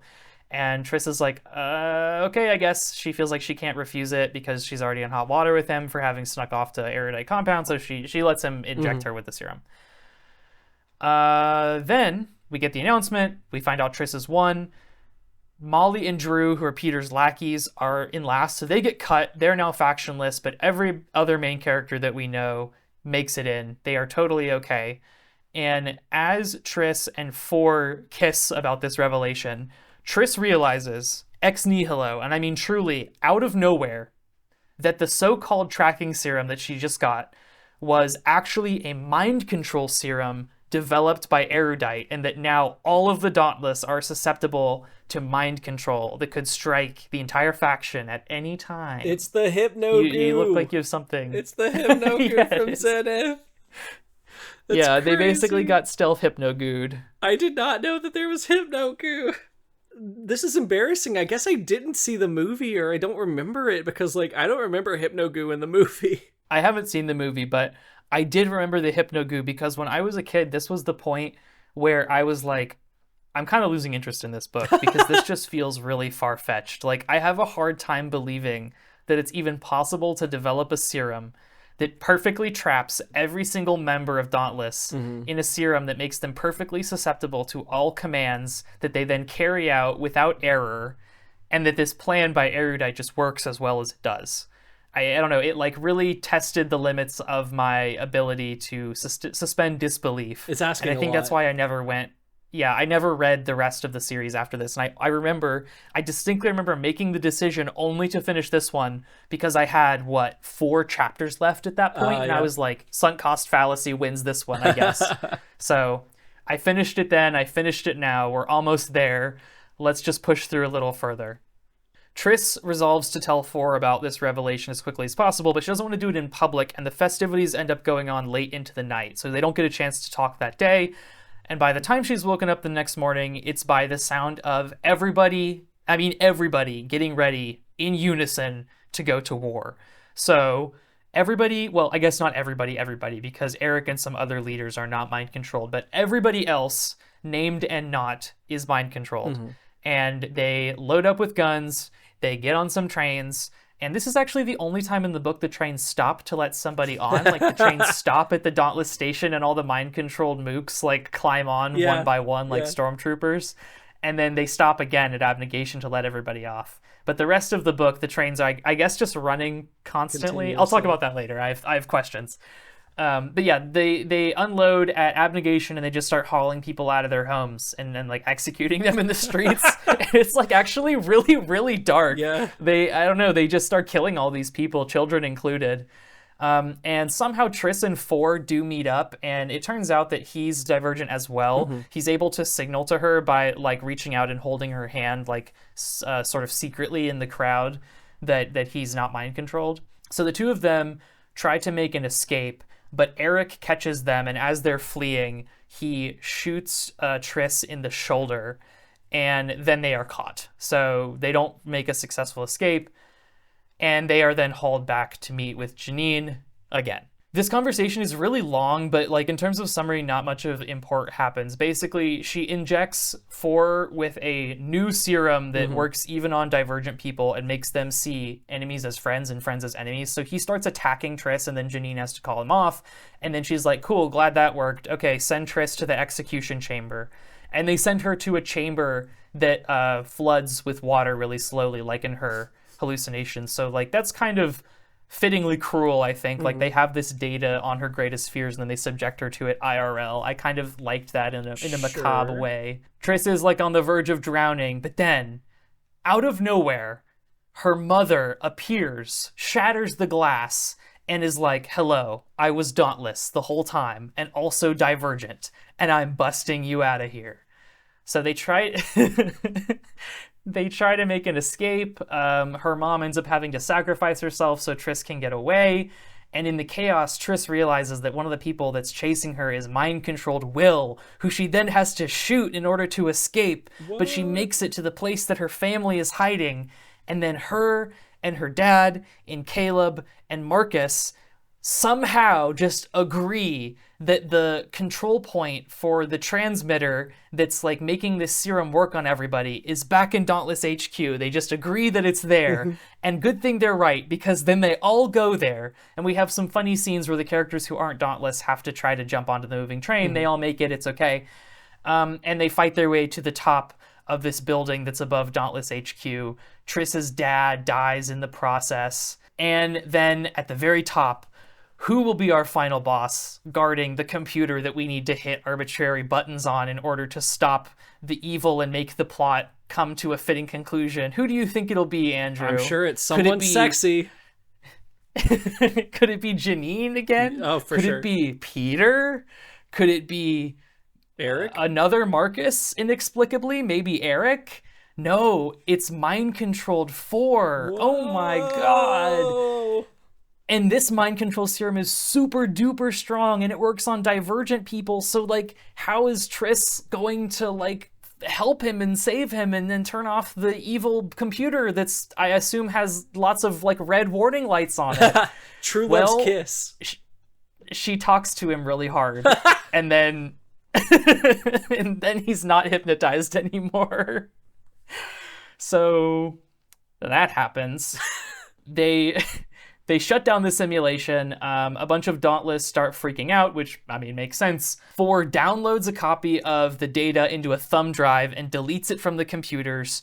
And Triss, Four, Marcus, and Peter, who they inexplicably save during the course of all this, don't worry about it, all flee to Amity.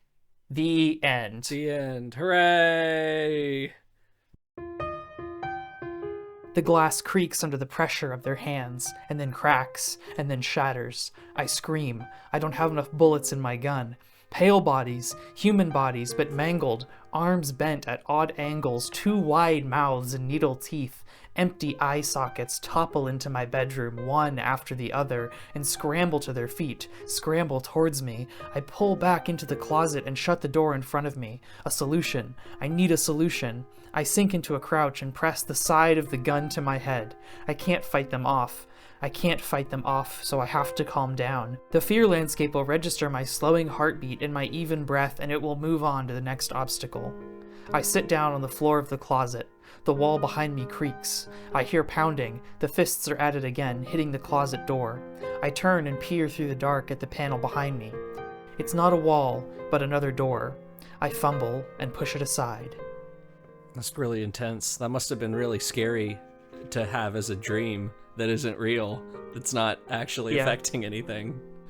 Love it. It must have made the stakes feel higher than they actually are in that moment. If you can't separate reality from fiction within the diegesis of a story.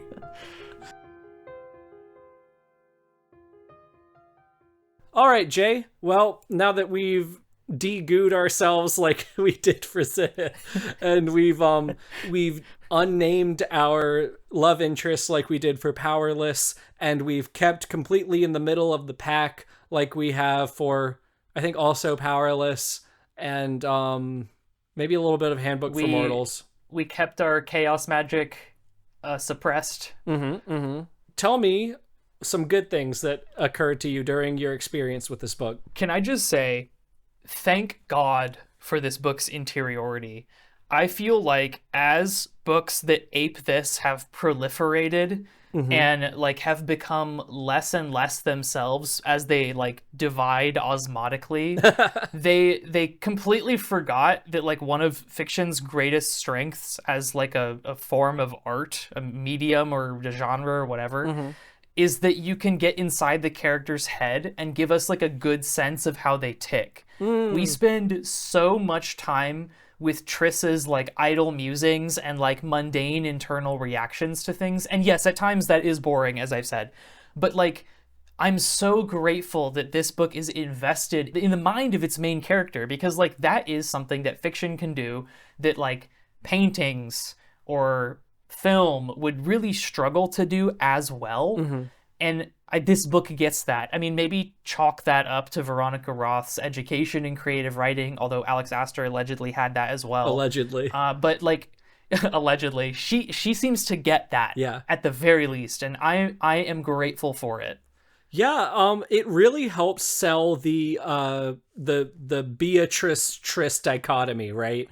Where you see her slowly, not only her interior world throughout, but you can start to mark the progress of that as she grows more and more into the Dauntless Society or whatever. I mean, we were giving it shit for being kind of artificial with the 50% mark, but from her, you know, in the Cult of the Giver by Lois Lowry to the Cult of jumping around and yelling a lot, it's very palpable. I didn't really even notice it. I think you're completely correct, but I did not notice how much interiority was a priority in this.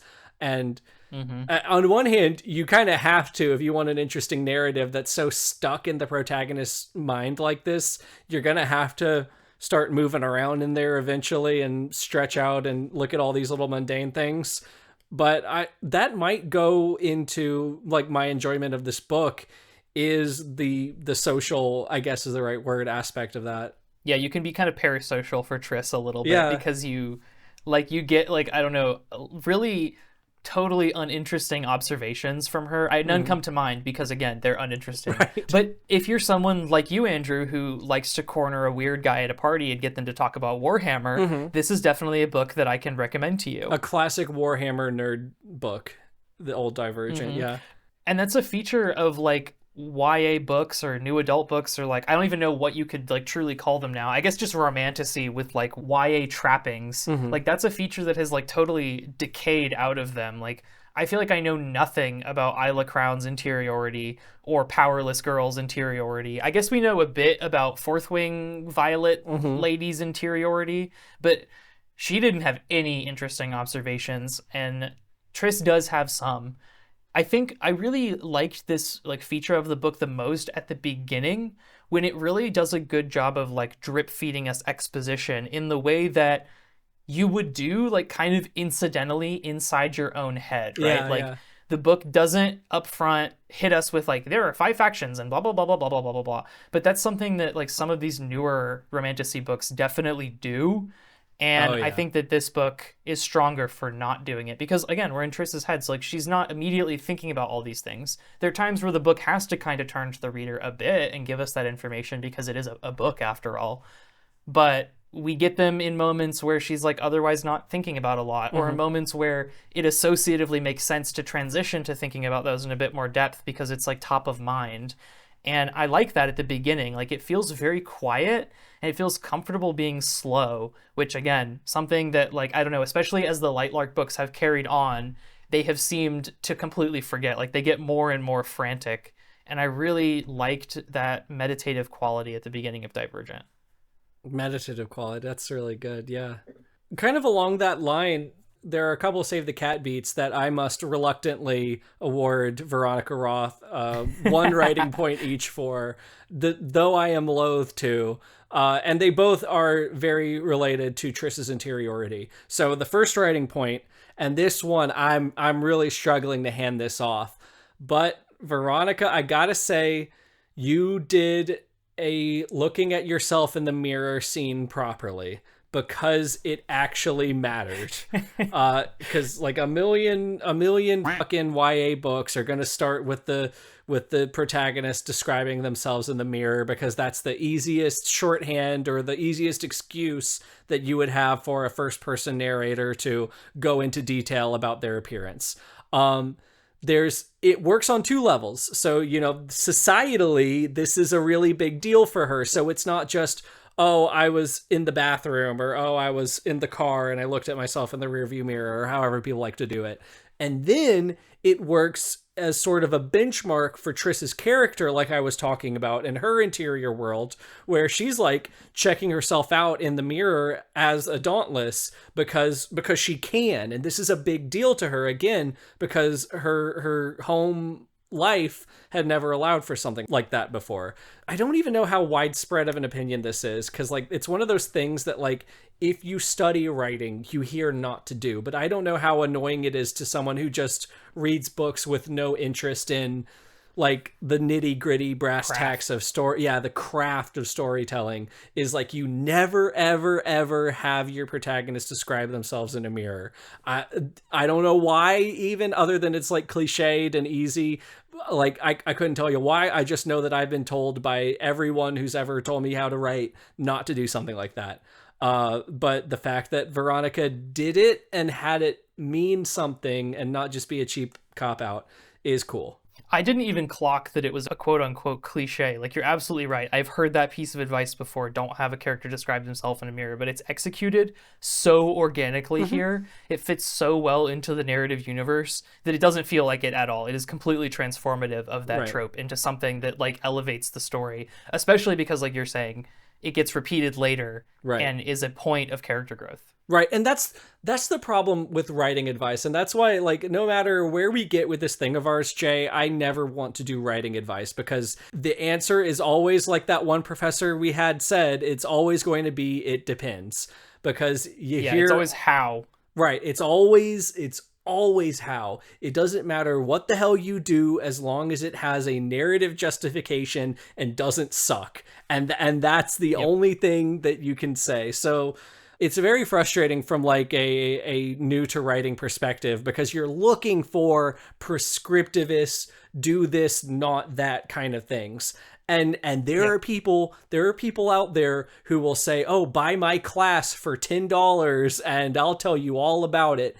And you will be able to find in the New York Times bestseller list people who break every single rule that you learned because you really just can't be prescriptivist. And the proof is in the pudding right here. So one writing point there. The other writing point, this is something that I don't know why, but it's one of my favorite tropes is a communion scene. Probably because it's very easy to identify, and it gives you that little buzz of like, hey, I recognized a literary thing, right? So in fiction, and again, here I go. I just went on this rant about prescriptivist rules, and I'm about to be prescriptivist, but do as I say, not as I do. Anytime two characters share some form of consumption, drinking, eating, or some other kind of shared activity, that is a communion scene, and it represents their coming together either interpersonally or societally or something like that. You know, there's always this underlying point to it. And there's this part, it probably 75% mark. She hasn't been fully initiated yet.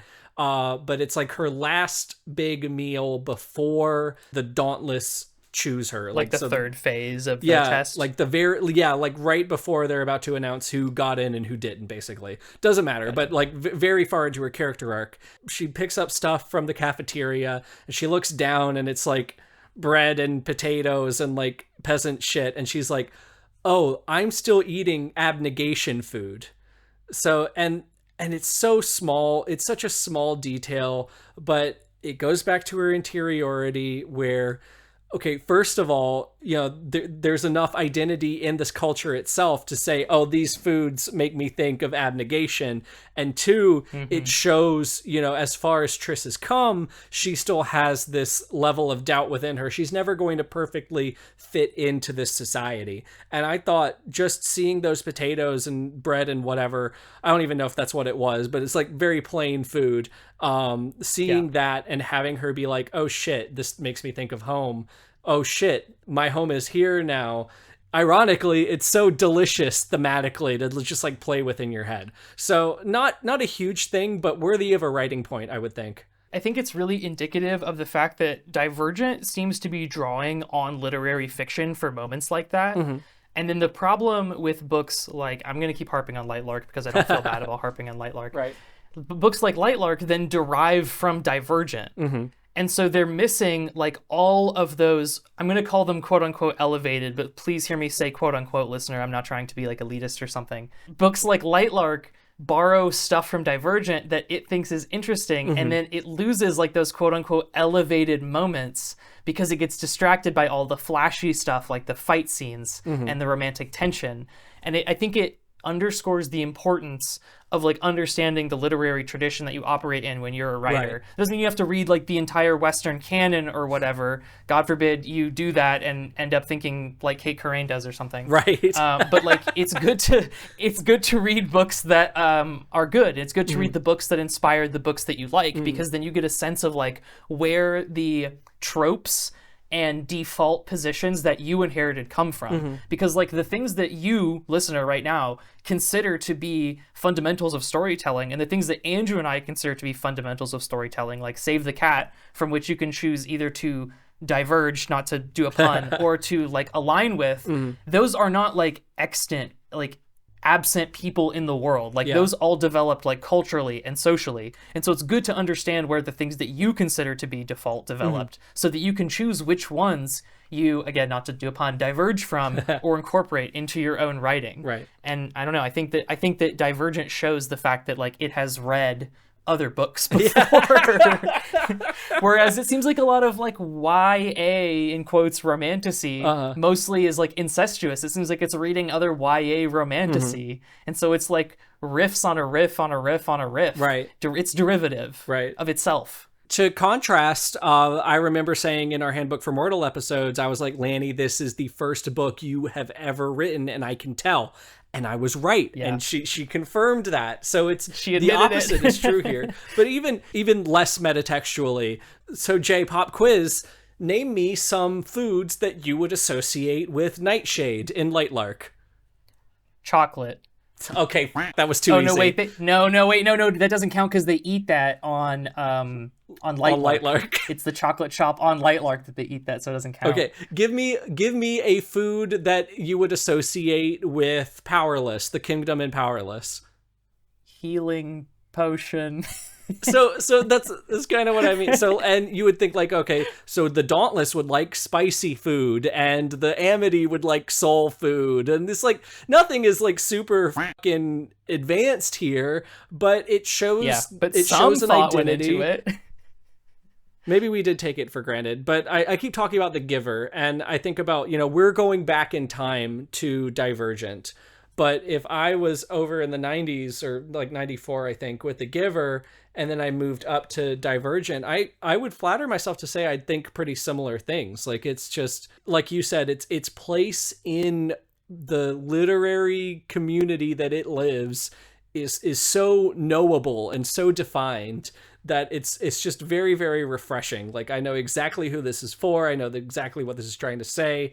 The tropes, the themes that it's developing are things that belie that a human being thought about them and had things to say about them. Ironically, for a book that is explicitly for adolescents, this book itself feels less adolescent for having an identity as a children's book. Yeah. Whereas, I don't know, like, so much romantasy is like softcore porn for adults, but written at the level of a middle schooler. Right. And none of those features on their own are morally objectionable or are low or are bad. Those are all just types of writing that exist. They have a right to exist. But when you combine them in the context of like America in 2025, you can trace the way that they feel like a de-evolution from Divergent because they feel like they don't know what they are. Are they softcore porn for adults, or are they books for teenagers? And the answer is neither. And it's not neither in like an inventive and interesting way. It's neither in like a very uncomfortable, disharmonic way. Yeah. And that's my prescriptivist thing. That's one of the biggest takeaways that I've had from Divergent in a positive way. I have decided after reading Divergent that we as a society, we need to stop killing people and we need to stop having sex. I'm so serious. Oh, okay. I think I blame Game of Thrones. I've talked to this with other people and they don't believe me about Game of Thrones, but I believe that this is Game of Thrones' fault. That pervert George R.R. Martin has ruined the entire genre of speculative fiction because now everything has to have 1,000,000 billion people die in it and 1,000,000 billion people have sex in it, and the consent doesn't matter there. Or otherwise it's not real, gritty, awesome speculative fiction anymore. It's your chuggy aunt's Divergent book, like it's I think society has been ruined. I haven't read Game of Thrones or watched any of the shows, but what I'm hearing you say is that like he sort of made grit for the sake of grit more popular than it has a right to be. Correct. Well, yeah. And maybe that's more the show being on HBO that did that than like George himself. I think there was a lot of I think the popularity came from the show itself. But like I talked about it so much in the summary, so I won't go back through it. But the two people fell off this train thing versus 1,000,000 billion golly gee jillion people fell off the parapet and splatted into 1,000,000 things. You heard it already. Like it matters so much more to me that we have this thing hanging over Triss's head that is not annihilation from this earth. Like probably in Divergent, God is real, so like maybe she won't be obliterated, but like like as far as like her soul when she dies. But like, do you think there's factions in heaven? Right. So like I don't care. Or the fact maybe that heaven is its own faction, like in Warrior Cats, they go to Star Clan. Star Clan. And like so the fact that Triss could do something other than succeed or die ironically increased the tension, having these more options. And I'm like, oh, what could happen next? And like you don't have that with these other, like Isla could either succeed or die. Actually, not only she dies, but 1,000,000 billion people died. 1,000,000,000 billion golly trillion people died. Only it's not, because she was never really the queen of a Wild Isle to begin with. It was actually her grandma who's a necromancer. Anyways, I digress. It's crazy to me how we've lost that, and how everything is just you die or you do everything perfectly. And getting away from that, because we've talked about death and we've talked about, homelessness and stuff like that. But like sex, this novel's relationship to sex is at once fittingly adolescent and very, very Yes. interesting to me in like Yeah. in a liberating way. And like Divergent mentions sex. You know, there's references to sex and people's nipples and all this stuff. Like To male presenting nipple. no, yeah, female presenting nipple, yeah. And my preferences aside, what I think is so cool and so liberating is I can read this book and explore the novel and Veronica's relationship to sex without having to hide behind my face, because I know that for 20 pages we're going to have this gross shit with flesh-wrapped steel where Violet makes the lightning happen and starts a forest fire by orgasming. The fact that I know manifestly that won't happen makes this book better than any other of these fucking new adult fantasy stories that have come out in the recent era.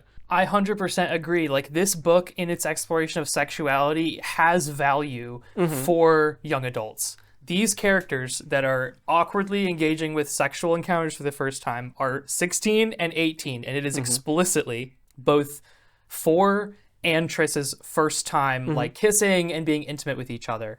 And Triss really struggles with that, and not in a sense that like she thinks she might be gay kind of way, but just that like she's not sure how ready she is, and she wants to take it slow, and she's scared to express that because she doesn't know how For, a boy in a pretty like patriarchal, hetero, cis-normative society or whatever, is going to react. And then she overcomes that and expresses her concern, and he reacts like well. And I think that makes this book valuable, again, for its target audience, which is like kids that are at this exact life stage. It demonstrates, it quote unquote lives by example for them, that you can have sexual encounters like this where you don't go all the way, where you take things slow, where you're uncomfortable, but you overcome it together. And in the end, maybe it's still awkward, sure, but like everybody comes out unharmed. Everybody has learned a little bit more about themselves. The only thing that I wish this book had done better, and I understand why it doesn't, because in universe it would be hard to pull this off, but I do wish that the power imbalance between Triss and For as her teacher was in some way acknowledged, like even in just a tiny way. If Triss was like, hey, you're like my instructor, so I'm not totally sure. Like, she is unsure for other reasons, and I think that's good and fine. But I wish that the book acknowledged that, because I feel like by not acknowledging it, it kind of gives it a pass. Yeah. But again, in the context of all of the like stuff that has derived from this is like mega progressive and in an unambiguously morally good way. Yeah. It teaches young readers that it's okay to be uncomfortable with your sexuality, and that it's okay to like explore it at your own pace. And like that's just nice. That's just nice. Right. God, I can't imagine 16-year-olds today reading Fourth Wing and being like, okay, when am I going to go into heat? Like it's Yeah. When is this man with rock hard abs going to make me come so hard that I set the school on fire with lightning? right. Talk about the power dynamics. Where's my 500-year-old boyfriend gonna show up and start murdering people for me? When is the king of the murderer country gonna take me to Murderer Town, where all of the murderers dance naked, especially the women who entertain the like creepy male murderers with their naked bodies, and then the male murderers creep on them and threaten them with snakes? When's that gonna happen to me? When are two men gonna kidnap me to the mountains of Italy and then force marry me? And two other men are going to be secretly also plotting to do the same thing again in a different part of Italy. Right. So this book isn't perfect, and I also don't like the power dynamic. He also is not her teacher anymore by the end of the narrative, right. So like the playing field is like materially leveled by the end. Like there are some rough patches. I wish the book acknowledged that, but in the end, it is okay. It's a temporary arrangement. The teacher-student dynamic. This isn't Gothicana. I literally forgot that book existed until just this second. Wow, right? Crazy. If we could just stop having sex and stop killing people for 5 goddamn minutes while we come up with our new literary identity. You can go back to killing people and having sex, but just give me 5 minutes to catch my breath and try to understand where we are as a literary society before we keep going. If that's all you have, if all you have is like the easiest spectacle in the world, like why should I care? Why should I care? I have something that's much lower stakes that I wanted to compliment quickly, and that is the combat scenes in this book. I think these are some of the best combat scenes in any book that we have read on the show. For all of the like geographical confusion that I sometimes feel when we're like moving around the Dauntless compound, like I don't quite understand how all of the like interlocking catwalks work. Yeah. I totally follow every combat scene. Like I understand who is shooting at who is punching who and when and why, and like who's on the ground, who's in immediate peril. I follow when they're running through hallways and alleyways. And that is something that I feel like world building, I can't take for granted anymore. Yeah. And so I got to give it to you, Veronica. You nailed it. You freaking nailed it. I don't really have anything to add to that. Everything was choreographed. She describes, like, there's this one part, and it's completely innocuous. I don't know why it stuck in my head. She describes punching up so that, you know, you bring the nose back into the skull. And I'm like, oh shit, that's brutal. Yeah. That could like kill someone. Yeah. That's awesome. It's like kind of like Mortal Kombat. Right. They're not throwing shit around with magic powers, so it's much more understandable what's making contact with what and like the extent of the damage. People stay bruised for days and sore for days. Something that we were talking about in the Aragon viewing was like how, you know, you think of everything sometimes with these books, like, you know, you chafe legs when you're riding a dragon or running around and getting punched in the face. Having everything being thought of gives these smaller action scenes by standard of, like, again, with when there's magic involved or guns involved, these smaller fist to fist combat makes it like so much more powerful and so much more interesting than we could have otherwise. Yeah, it remains concrete. It like never becomes abstract, and it's not, God, my new go-to for like bad combat scene has become the image of Isla looking up at Grimm and Oro as they are like firing like Goku and Vegeta beams at each other in the battlefield above Light Lark, like in between the capital and the town or whatever, in that like field that they've arbitrarily gated off, like they've put up invisible walls or something, like it's a Dynasty Warriors game, and these two characters are just up there like colliding in the air with no sense of actual impact or whatever. You know, they can't kill each other because the story would have to end if they did, and it's hard to follow what's actually happening and doesn't even involve the main character. Like,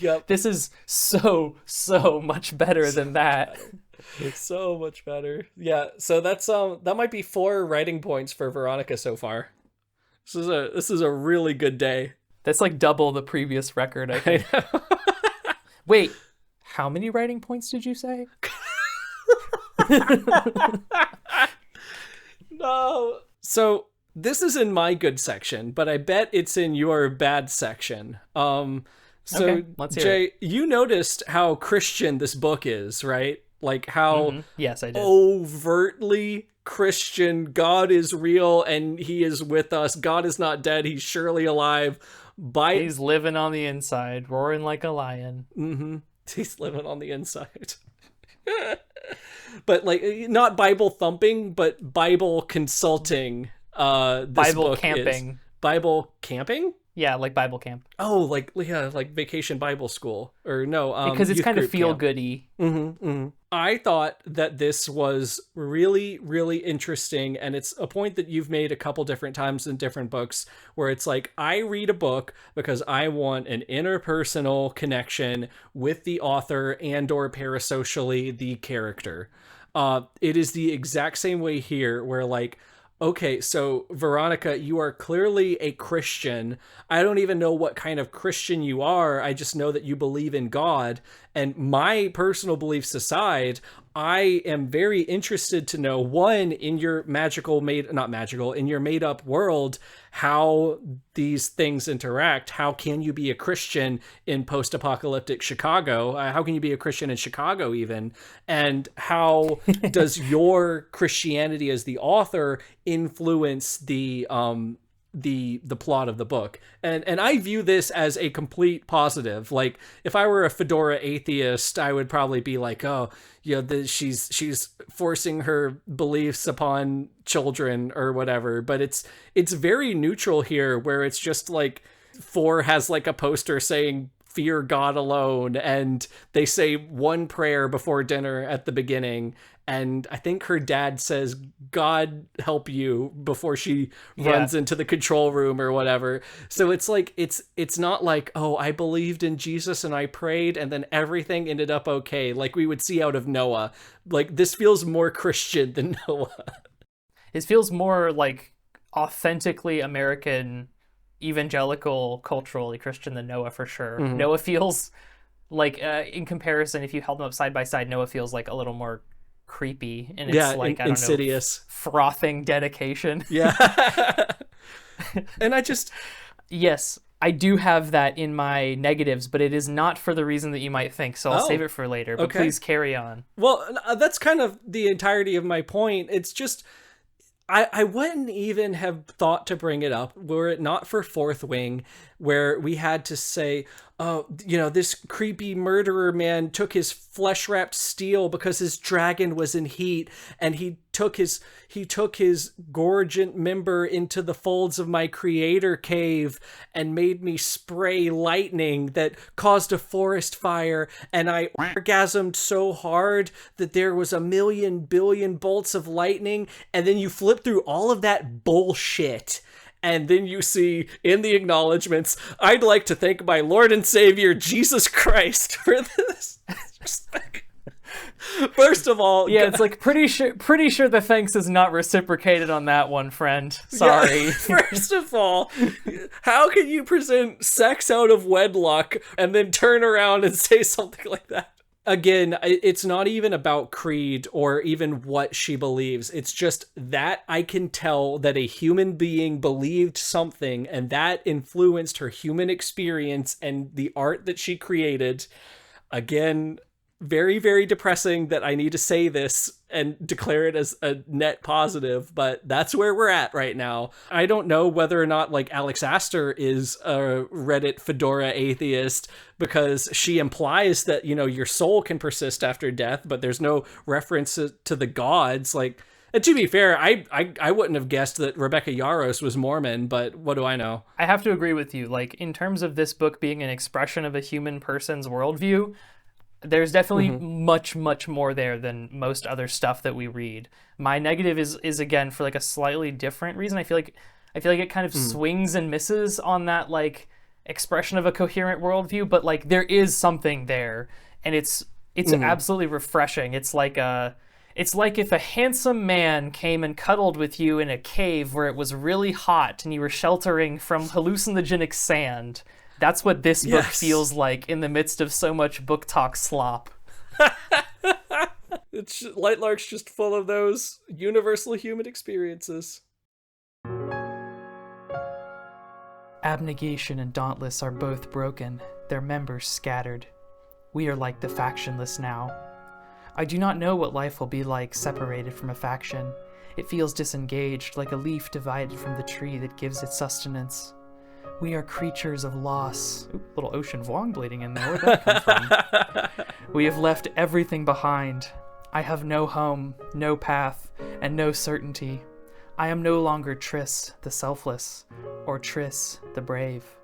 I suppose that now I must become more than either. Not Ocean Vuong. Kind of sounds like him, doesn't it? Yeah, it does. It really does. I like how the tone and voice just comes and goes. Yeah. Like the tide. Like the ocean. Oh my god. It's all coming together. Well, so since we ran out of good things, you were mentioning you had a negative side to the Christian coin that I was pointing out. You want to go ahead and go into detail on that a little bit more? Yes, and I want to qualify it by saying it's about as good as a bad thing can be here on the show, because it's like an attempt at having a theme that I think kind of faceplants. Okay. Which, in the grand scheme, I would much prefer to what we usually get. But I, to be fair, I think it is a negative still. So I don't know. Fitting that we sandwich it between the good and the properly bad so that the listener can decide which faction it truly belongs within. Poggers? Faction? Pog? So For me, the reason that like the Christian angle of it, although it does seem to be a sincere expression of something that the author believes mediated through the medium of fiction, the reason it sort of like still kind of falls flat is that the book is weirdly invested in making the word brave mean the same thing as selfless. And this really like is emphasized for me, at least on my page 457. Let me read the quote, because it's going to be important in a second. So basically what Triss says is, she didn't learn how to be brave and dauntless. She learned how to be selfless. Often they're the same thing. And the way that the book is like invested in conflating those two ideas is really strange to me, because it kind of echoes my own experience of like a Christian upbringing. So what I'm about to say, I want to issue with another qualification. Sorry for everybody who is like trying to keep track of all these qualifications I'm issuing. I want to make it clear that I'm not like coming for Christianity, like the totality of the religion. I'm trying to comment specifically on like my own experience of it as a young person. But my church was also like weirdly obsessed with trying to conflate words in order to make things mean what they wanted them to mean. For example, one really big one, and this is, I think, a common one across a lot of evangelical Christian churches of all denominations in the US, is trying to make fear, in the sense of fear the Lord, like you might see in like Proverbs 28:14, mean the same thing as love and as respect. So as in, you should respect that God could smite you, which is scary, because you are inherently sinful and you would deserve to be smited if God did it, but he doesn't. And that's a kind of grace. So therefore, to fear God is to respect God, is to love God for being gracious with you. And him being gracious with you, like grace in this context, means him not killing you for being sinful, even though he could, and it would be just if he did. So this like weird spaghetti mess of redefining terms is like very familiar to me. And what my experience and this book have in common is like that pathological need to continually redefine words so that the world feels comfortable to the redefiner. Like from the beginning of this book, Triss constantly feels like she's not selfless enough.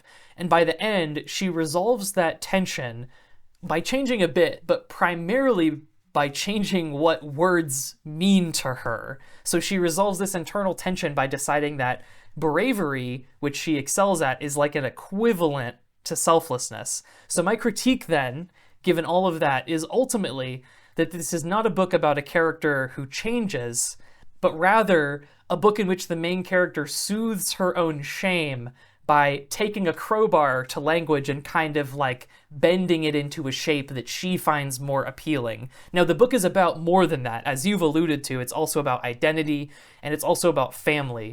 But on like the Christian front, it doesn't quite do it for me because I think it's just a little too obsessed with like redefining words. And I think it corners itself on this point early by splitting the factions into like one word personality trait type of categories. I think if it hadn't done that, it might not have to do this, but because it's like decided early on that language is like a prescriptive thing, it runs out of angles to pursue. So that is my critique of this book's version of Christianity in a nutshell. That kind of blows my mind. I was hung up on what you were saying in the beginning because the whole fear God thing. I always just assumed that they were using like an archaic definition of the word fear that does not denote necessarily terror or any negative emotion. I thought fear meant reverence in like the 1600s or whatever, and it's just drifted from there. But in the time in the time that you've been talking, I've not been able to corroborate this on Wiktionary. So, I never knew that I was supposed to literally be afraid of God. I don't know. Maybe there's a religious scholar in our comment section who can correct the record here. It's 100% possible that is what fear meant at that time. But like hearing that word fear in, let's say, when would I have been old enough to be cogent? 2005, say, hearing that word fear in 2005 and up until I left Christianity like some years later, you don't read it as a person in like the 1700s read it. You read it as a person in 2005 up until the early aughts. So then it becomes an issue of translation. It's like not a question of what the word literally means, but what it means within its current context. Kind of like this book is maybe not objectively good, but it is good in the context of 2025 YA secondary world fiction. Sure. Well, yeah, no, so Wiktionary says terrified veneration or reverence, particularly towards a god or sovereign. Terrified being the key word there. So, yeah, shit, huh? Again, if anyone else knows, let me know what the actual... I wonder what, like, the Hebrew or Greek or whatever word they used there was. Anyways. That's a good question. I wonder if it was like phobos, but yeah. Is not bravery an act of ignoring the self? Can you explain the way in which it may be, and then I'll see if I agree or not. So, I don't know. Okay, we'll take the example of bravery, or an example of bravery from the book, where she jumps off a building. She ignores self-preservation there.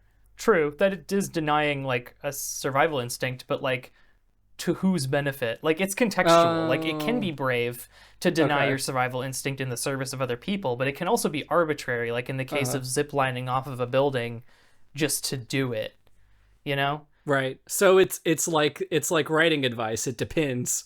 Yeah, the book is like weirdly dogmatic about words having to mean exactly what Triss wants them to mean. At least in this particular case, it's not always doing that, obviously. But I think that causes like the religious stuff to be a little bit undercut as far as themes go, or at least like weakened or softened in some kind of way. Because it seems like it's not so much interested in like actually getting to the root of what these things mean or feel like, and it's more interested in redefining them until Triss is comfortable with them. Which, if it was aware that it was doing that, that would be extremely cool. But this is a book for children, so I don't think it can. Because that's like meta on top of meta. Right.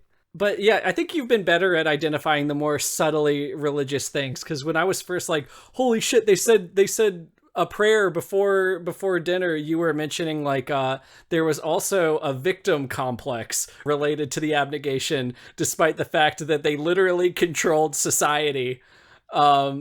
Yeah, the book seems like it's paranoid about abnegation being victimized. Like you said, they're the only one that has a slur. Yeah, the only ones Nobody that have else a slur. has a slur, even though they materially control society. And like erudite is not in a like a literal sense or a strict sense wrong for criticizing abnegation's like stranglehold on power. They're just wrong because they're evil about it. But Right. The book lumps those two together in the same way that Noah lumps together those kinds of problems, where like Noah feels persecuted because a homeless person yelled at him when he has been on the council of Iri Geshem. He is still friends with the people currently on the council. He's like the richest and most skilled boat builder in the city and has been for 500 years. But he's like, people have questions about following the creator. Therefore, truly it is I who suffers under the yoke of power. Like, sure you do, Noah. Like, sure you do. So, well, you see, in Noah's example, they weren't homeless and bereft because of any failings of their overseers. It was because they chose to stop following the creator and engaged in fornication and other sorts of sin.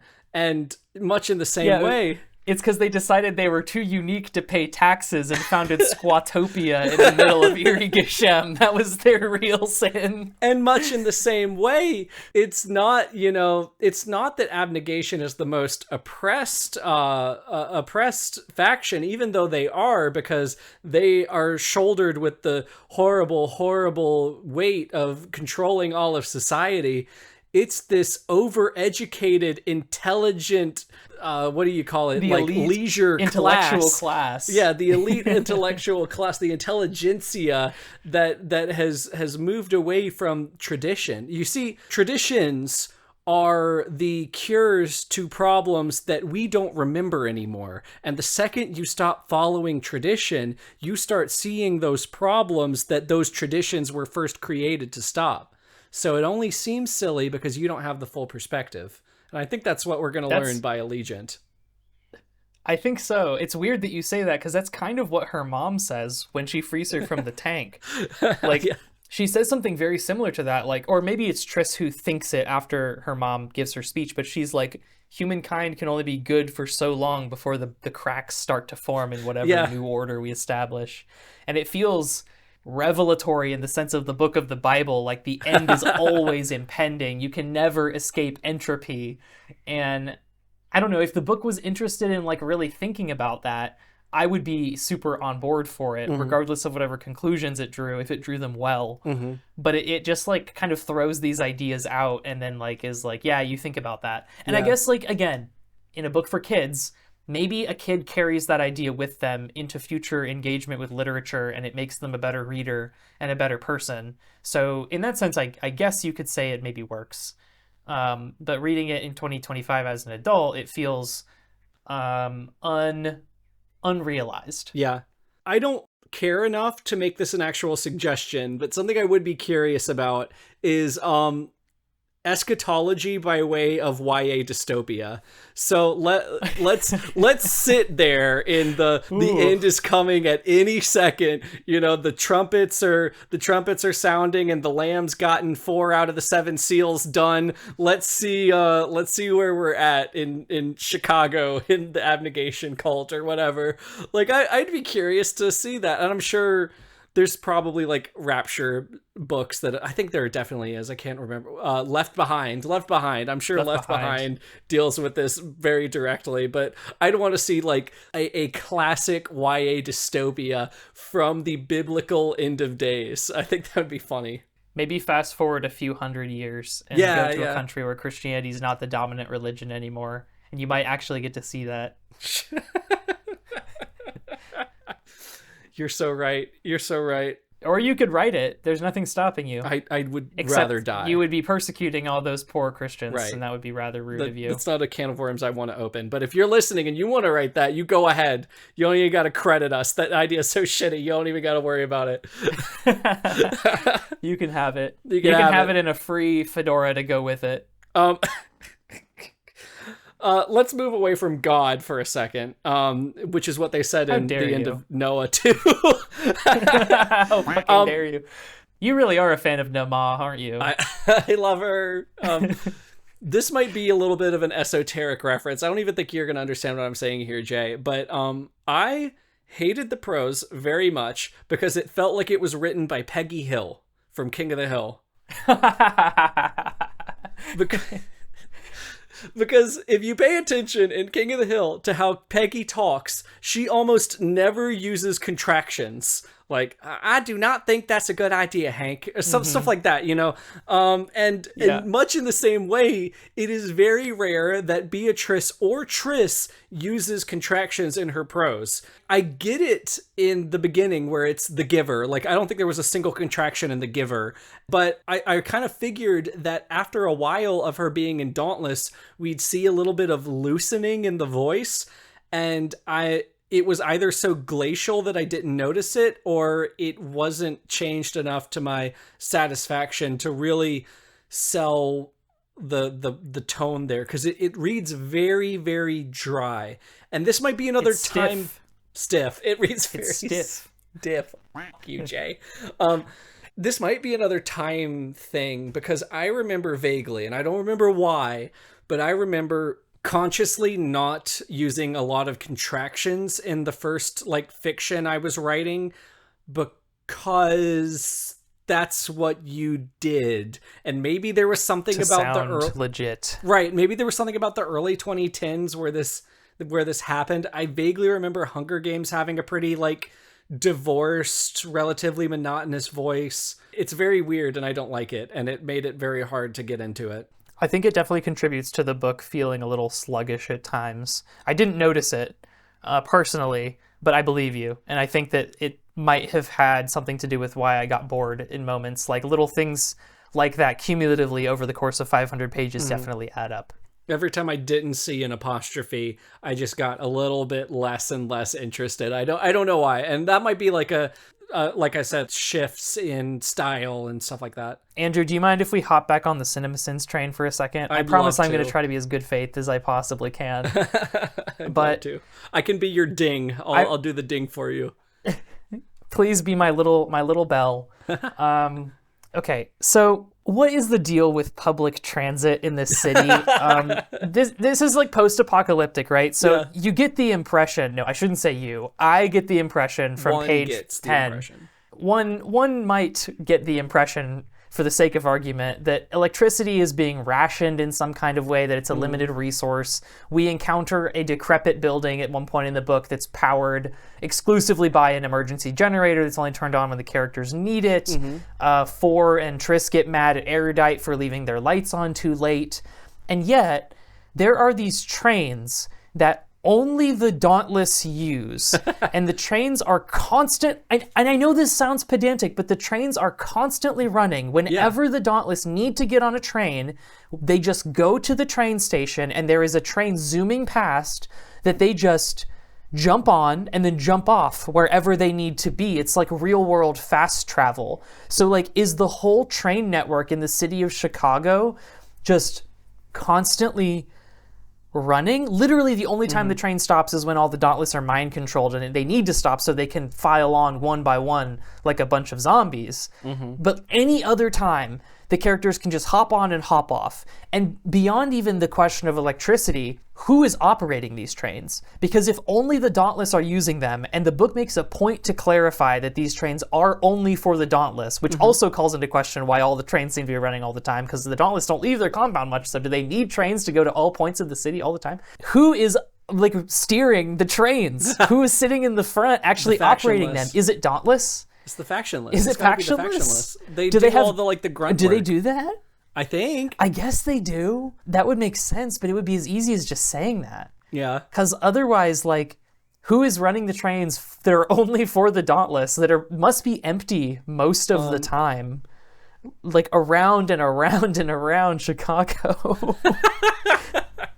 I also have to say, as a public transit user, like, I use many, many trains every single day over here in Vienna.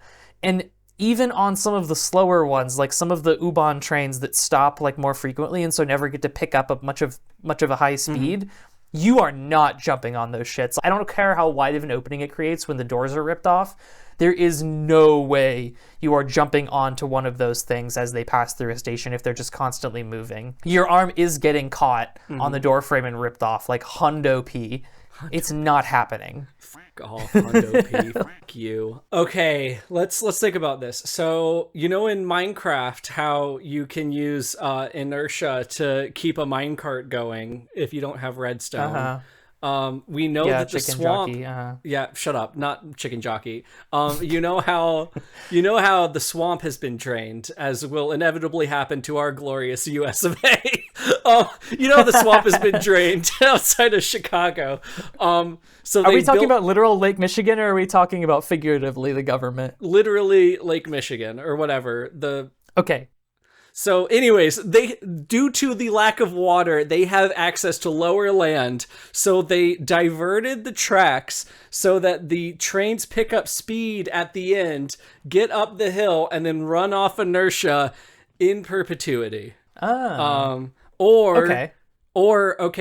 the factions are on one grid that they have created pretty much from scratch after reforming society, and the train is on another grid that was already there before society collapsed, and it's got like this giant capacitor or whatever that still has juice left in it, and the trains are running off of this one last third rail that still has power, so it never goes higher than 10 miles an hour maybe, so that's why people can jump into it.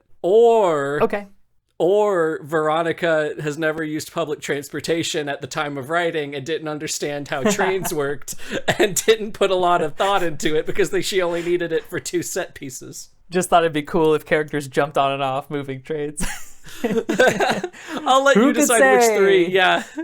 So my other question is, when does maintenance happen if the trains are always running? But it feels a bit like beating a dead horse to bring that up. No. It's like Mad Max, where you work on it while it's driving. That would actually be they badass. crawl around on the side. They should have that in. I mean, that should be a job that like some of the Dauntless have, because they mentioned that they don't have a lot of job opportunities. Like someone should be doing that. So I don't know. That's a really funny question, though. It really begs a lot of more world building questions. It does. And okay, hypothetically speaking, if these are all valid questions that go unanswered, that would have been answered in like a book that was for a older age range, or books that were more interested in like literary pursuits, you can then see how you remove that element and the book still functions.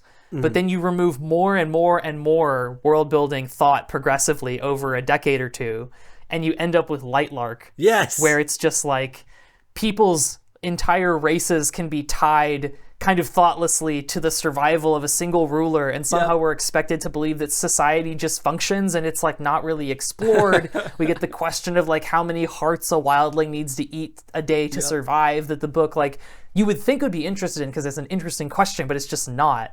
And I don't know, it begs the question of like how much more you can remove before it just becomes like total nonsense. That's the problem, is good work is invisible in writing and everything. You know, you notice the bad shit, you don't notice the good shit. And now we're here completely diluted. These new entrants, we'll say Alex Astor because we keep picking on her.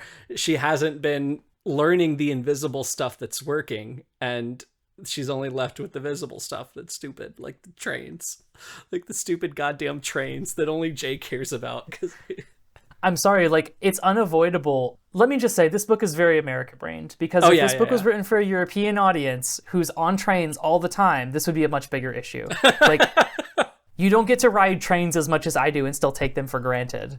You would be asking the same. Trust me. I know there's European listeners, at least a couple of you. Please, please, please back me up on this. Don't make me sound like an asshole exchange student that spent 1 year in Europe and is like, well, when I lived abroad, like, please vindicate me.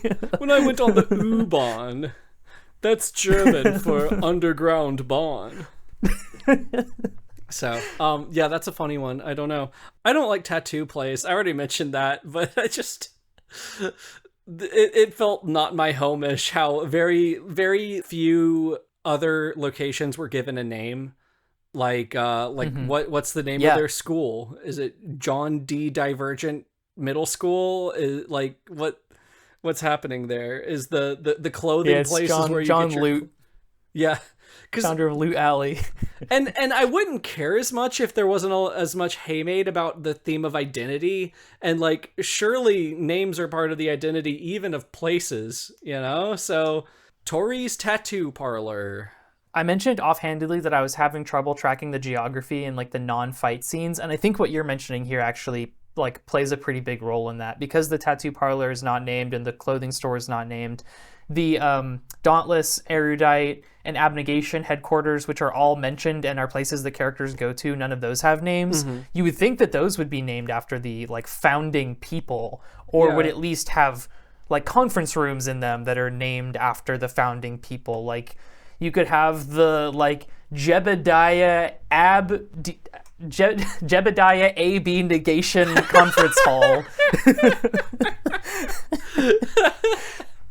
That's good. Yeah, and you know, there's your character, your world building right there. You have an excuse for a little bit of exposition about who founded which thing, and I don't know, it would give it a lot more of an identity, so it can explore themes of identity. See how it all feeds into each other? These things are all inextricable, and when you start tearing them out and it starts to feel like stuff is missing, and then podcasts like this one have to exist to try to like reverse engineer what's going wrong. I'm asking all future authors to make us obsolete. This is my challenge to you. I'd love to be obsolete. I'd love to. Cut our purpose out from under us. I dare you. Make a book so good. Yep. I might have put this in another section, like the suggestion section, but I really don't know what to do about it. However, I really feel like Al was mishandled. The things that he does in falling in love with her and then dying and then being used as a symbol, I get outside of him how that works. But something about his heel turn where he he goes from kissing her to not even being rejected. Like she was just like, oh, I'm not cool with intimacy. Even in her own head, she wasn't like completely saying, ew, owl, never, no. He goes from that to literally fucking trying to murder her. And yeah, he has like a Theseus heel turn, but he does it silently. Right. And I'm not asking for him to be turned into some kind of like incel martyr where Tris the Stacy rejects him and it throws him to a murderous rage. But like he exists and then he dies, which I guess is the story of everyone's life. But like, you know what I mean?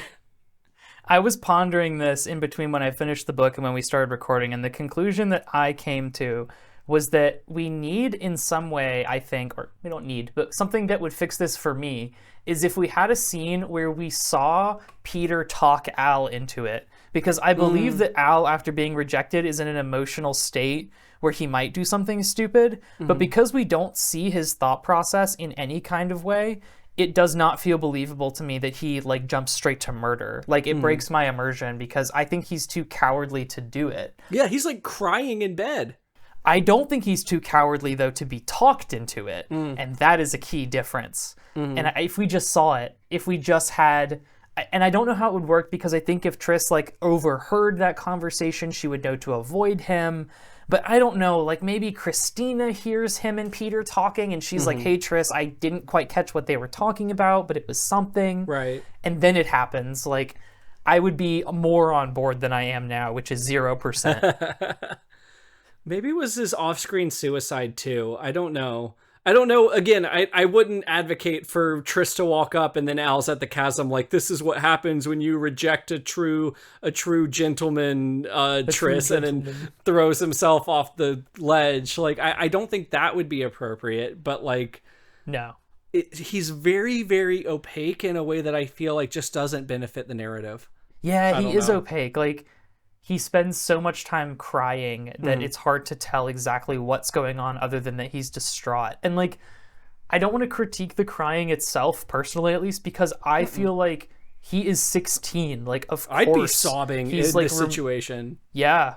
He's removed from his support network. He's in an unfamiliar place. His friends seem to be doing better than he is at adjusting. Like, of course he's fucked up. But there's like a missing amount of interiority somehow, or like access to that interiority on the reader's part, that makes it just like hard to track his thinking when he goes from getting rejected to attempted murder to suicide. Like, it's a lot of very sudden swings that we have no explanation for. And there's a certain tragedy to it, but I don't buy it personally in execution. As cool or as fascinating as it sounds to describe, I don't buy it in execution. No, not at all.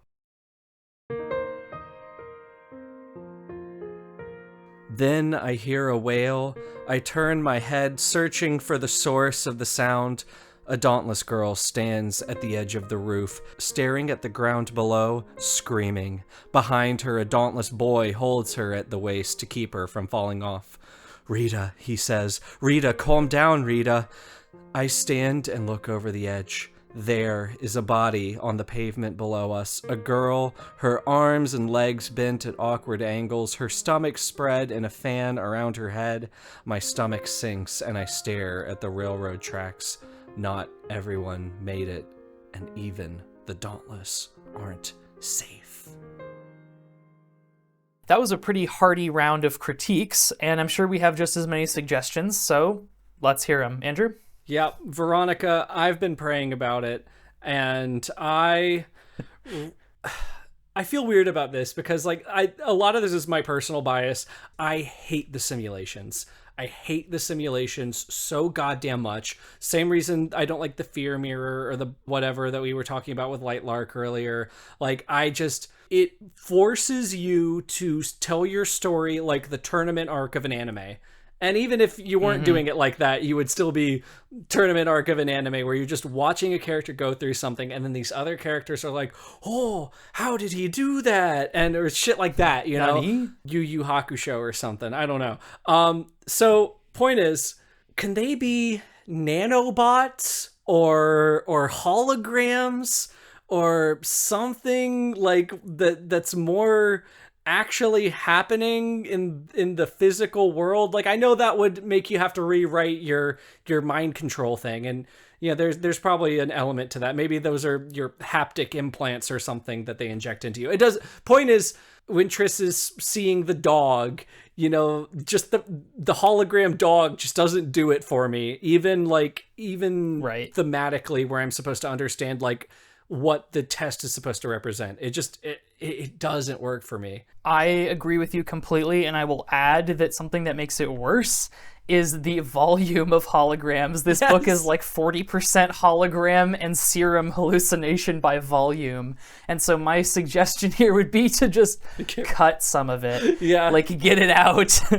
And maybe replace like one of the phases that's hologram based or serum hallucination based with something that's a little more interesting. And my vote would be for phase 2 to be replaced with something that is neither physically jumping off of and or shooting weapons at things, nor hologram, but something else that demonstrates bravery. Like, maybe, since this book is already cribbing off of Harry Potter in various ways, maybe one of the trials involves having to save your friends from imminent peril, a la Triwizard Tournament, seaweed, mermaid captive trial thing. Sure. Because, like, that would be such a refreshing break from everything that's happened so far, and it would give us an excuse to see more of the city. Like, if the characters were, like, chained up to walls in, like, random buildings or whatever, we get to see more of the city, we get to learn more about what it was like in the past, and it would be a different environment that we don't get to explore much otherwise, and it would reduce the amount of, like, random dreams and hallucinations and stuff that, like, ultimately don't feel all that threatening because, again, like, they are fake. Right. And Triss's whole power is being able to determine what is a fake hallucination. Right. So it's like, I don't know, they're not that imminently perilous. Right. Yeah, to spoil another point I'm going to make later on, like, this book is perfectly willing to kneecap itself to put it in a position where things are more frenetic and action-packed and exciting. It's very weird to me that in kneecapping itself, it shoots its elbow and gives us all of these fake-ass dreams where you just lay around and imagine that a dog attacks you, but you don't do anything about it. And even if it, like, murders you, you would just wake up. So I think there's a lot of room for a coordinating there. Maybe we can keep it and just contract it down and replace the empty space with, like, better shit. But, like, I would strongly advocate for a draft of this book to be made without any sort of serums. I think that the contracting is a good idea because that, like, gels very nicely with one of my suggestions, which is just to, like, take a pair of scissors to it. Like, some of this can be cut. This book is simply too long. Yeah. And a lot of it's hallucinations, and a lot of it is Triss's interiority. Like, I know that I said I liked it, and I do, and I like it in execution, but I don't like it in execution in this volume. Like, some of it just needs to go. I would leave it up to Veronica what exactly she deems, like, most important for characterizing Triss and the world, and what is less important. But, like, it cannot all stay. It is just too much. This book feels like a slog to get through for me, which is such a disappointment. When, like, the whole hook of this is, hello, I am Normal Girl, and I left Normal Girl Town to go live in cool, pierced, tattooed Girl Town, where everyone is epic and likes to jump out of the battle bus all of the time.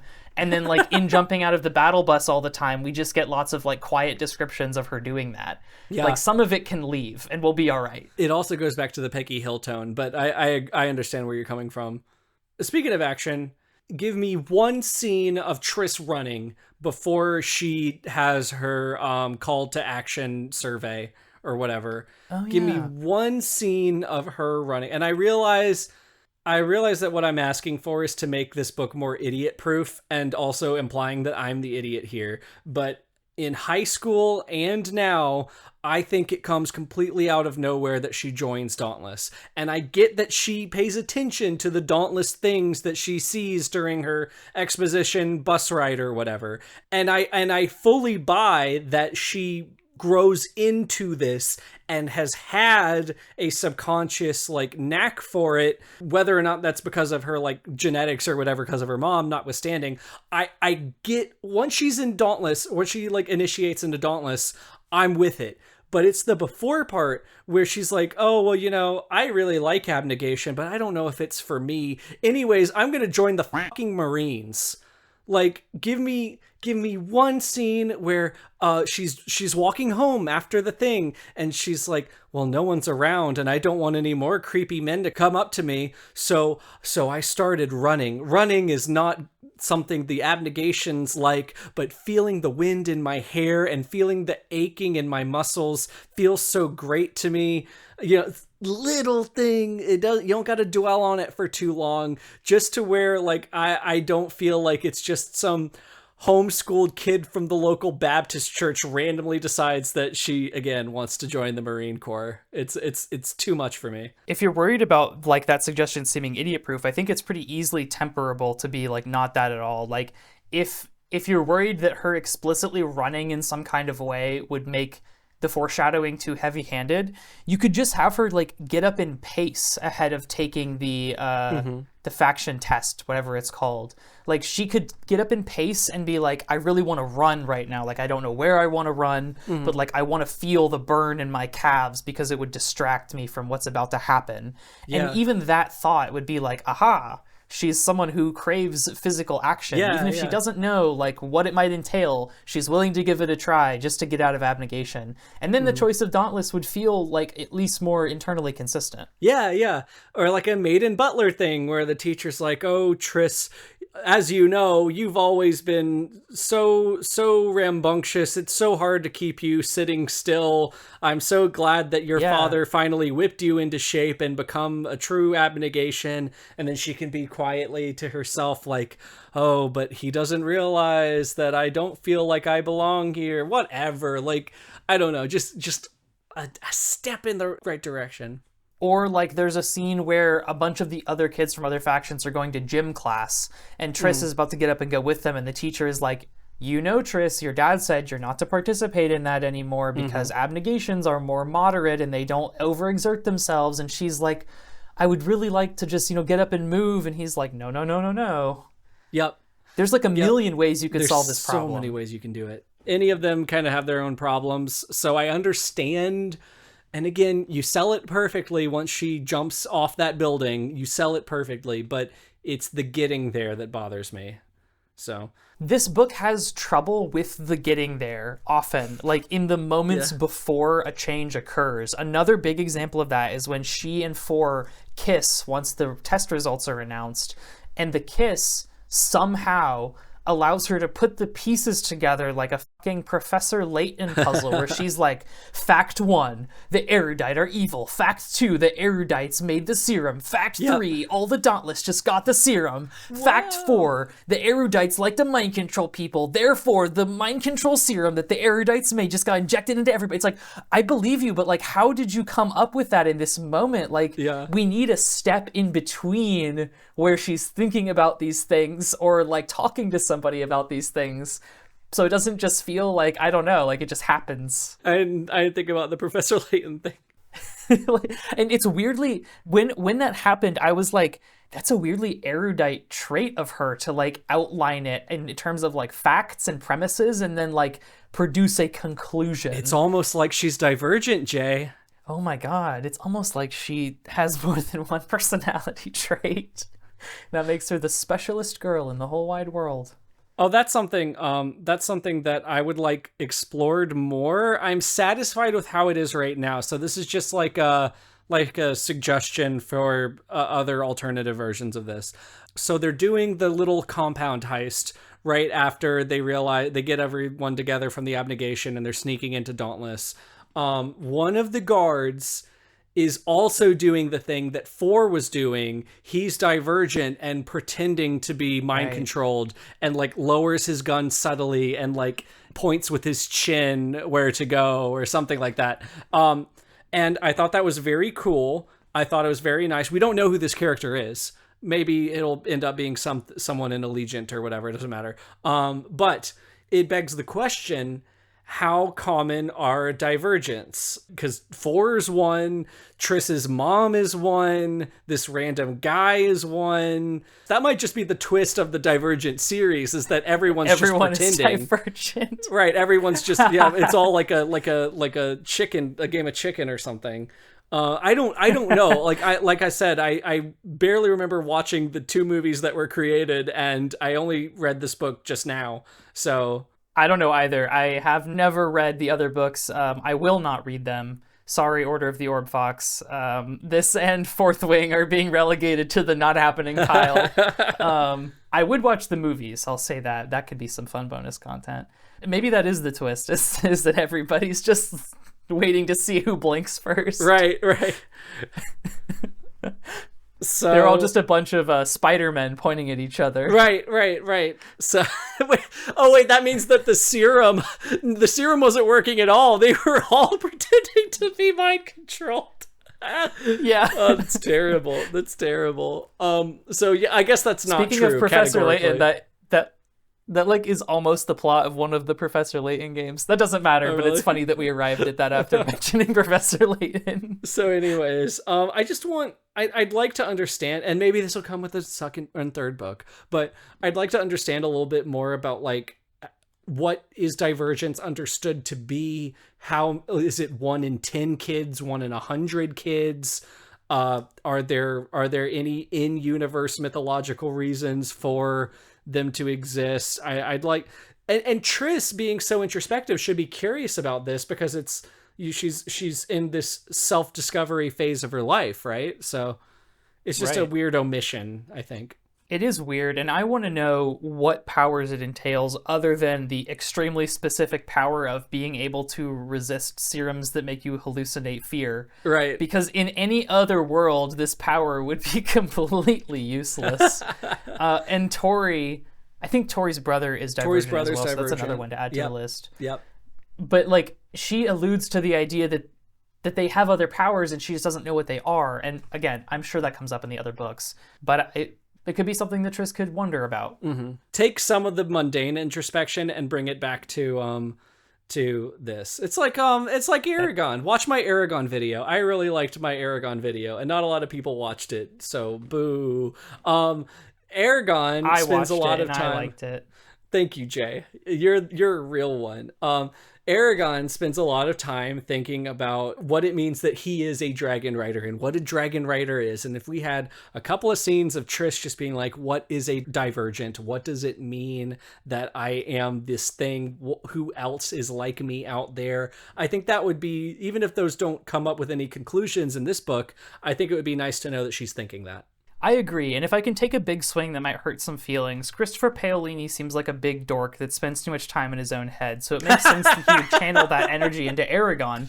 And likewise, Veronica Roth seems like a big dork that spends too much time in her own head, as I also am.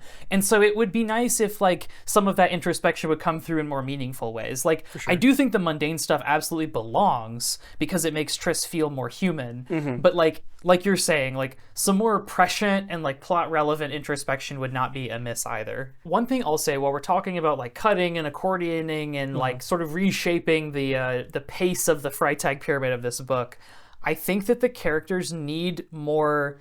Oh, I almost used a German word there without thinking about it. That was weird. I went abroad for 1 year.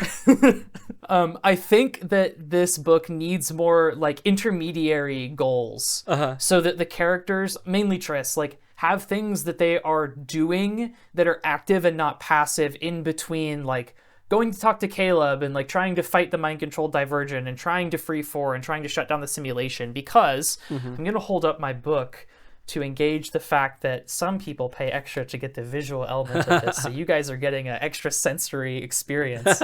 So a lot of what I just described, where Triss actually has like physical goals, take place in about this much of the book, whereas about this much of the book here, which is a huge fucking chunk, by the way, Triss is just like, let me try to survive Dauntless Initiation. And that's a really passive thing to want to do. Right. And I know I referenced Harry Potter earlier, and some people will probably be upset that I referenced Harry Potter, and I'm sorry, but it's a point of reference that everybody will get, and it's like passable young adult fiction, as much as J.K. Rowling has come out to like be evil. Harry Potter, at least the early books, succeed in that the characters always have in-between goals to be pursuing while they're also thinking about how they will survive this year of school and pass the tests at the end of the year. In the first book, they're trying to investigate this secret of like what's behind the door that's being guarded by the three-headed dog. In the second book, it's the mystery of like what's going on with people being petrified by a snake. Harry's hearing voices. In the third one, it's like Lupin and all that stuff, and so on and so on and so on. Like there's always something to keep the characters occupied that then ties into the greater narrative arc of the entire series. Right. And I don't think it would be too hard to make that happen in this book. It would just take, like you said, Andrew, some accordioning where like some things get really contracted and some things get a little bit spread out. It's so close. It's so close to getting there. It is so close.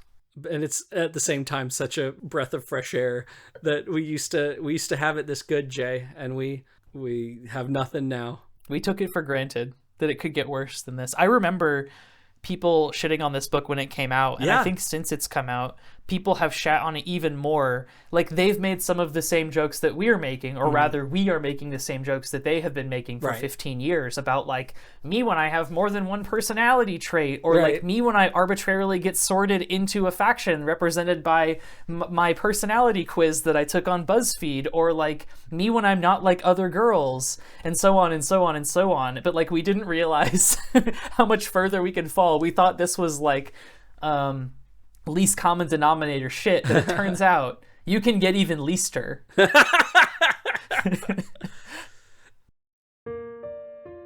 Every faction conditions its members to think and act a certain way, and most people do it. For most people, it's not hard to learn, to find a pattern of thought that works and stay that way. But our minds move in a dozen different directions. We can't be confined to one way of thinking, and that terrifies our leaders.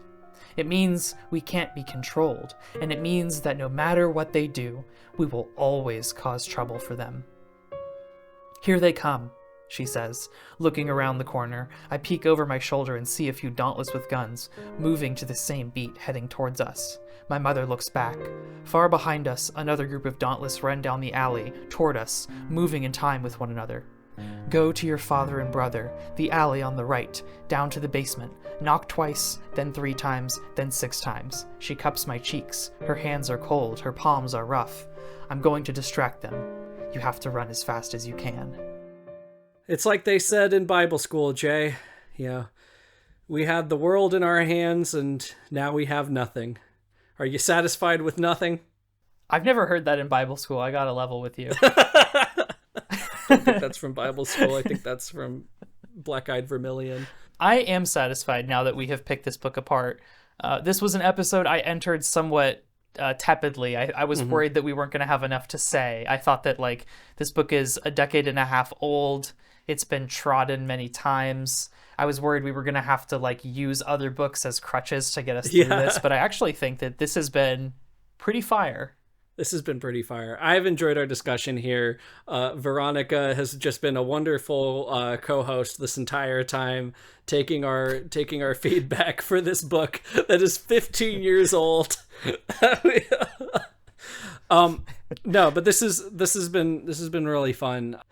It really does teach you a lot about where we are. I really like, I'm a person who likes to go up the food chain, not the food chain, go up the evolutionary chain and see what came before it. And it's very interesting. And I thought I would hate this. I thought I would like, this would be an hour long and I'd be like, yeah, it was all right.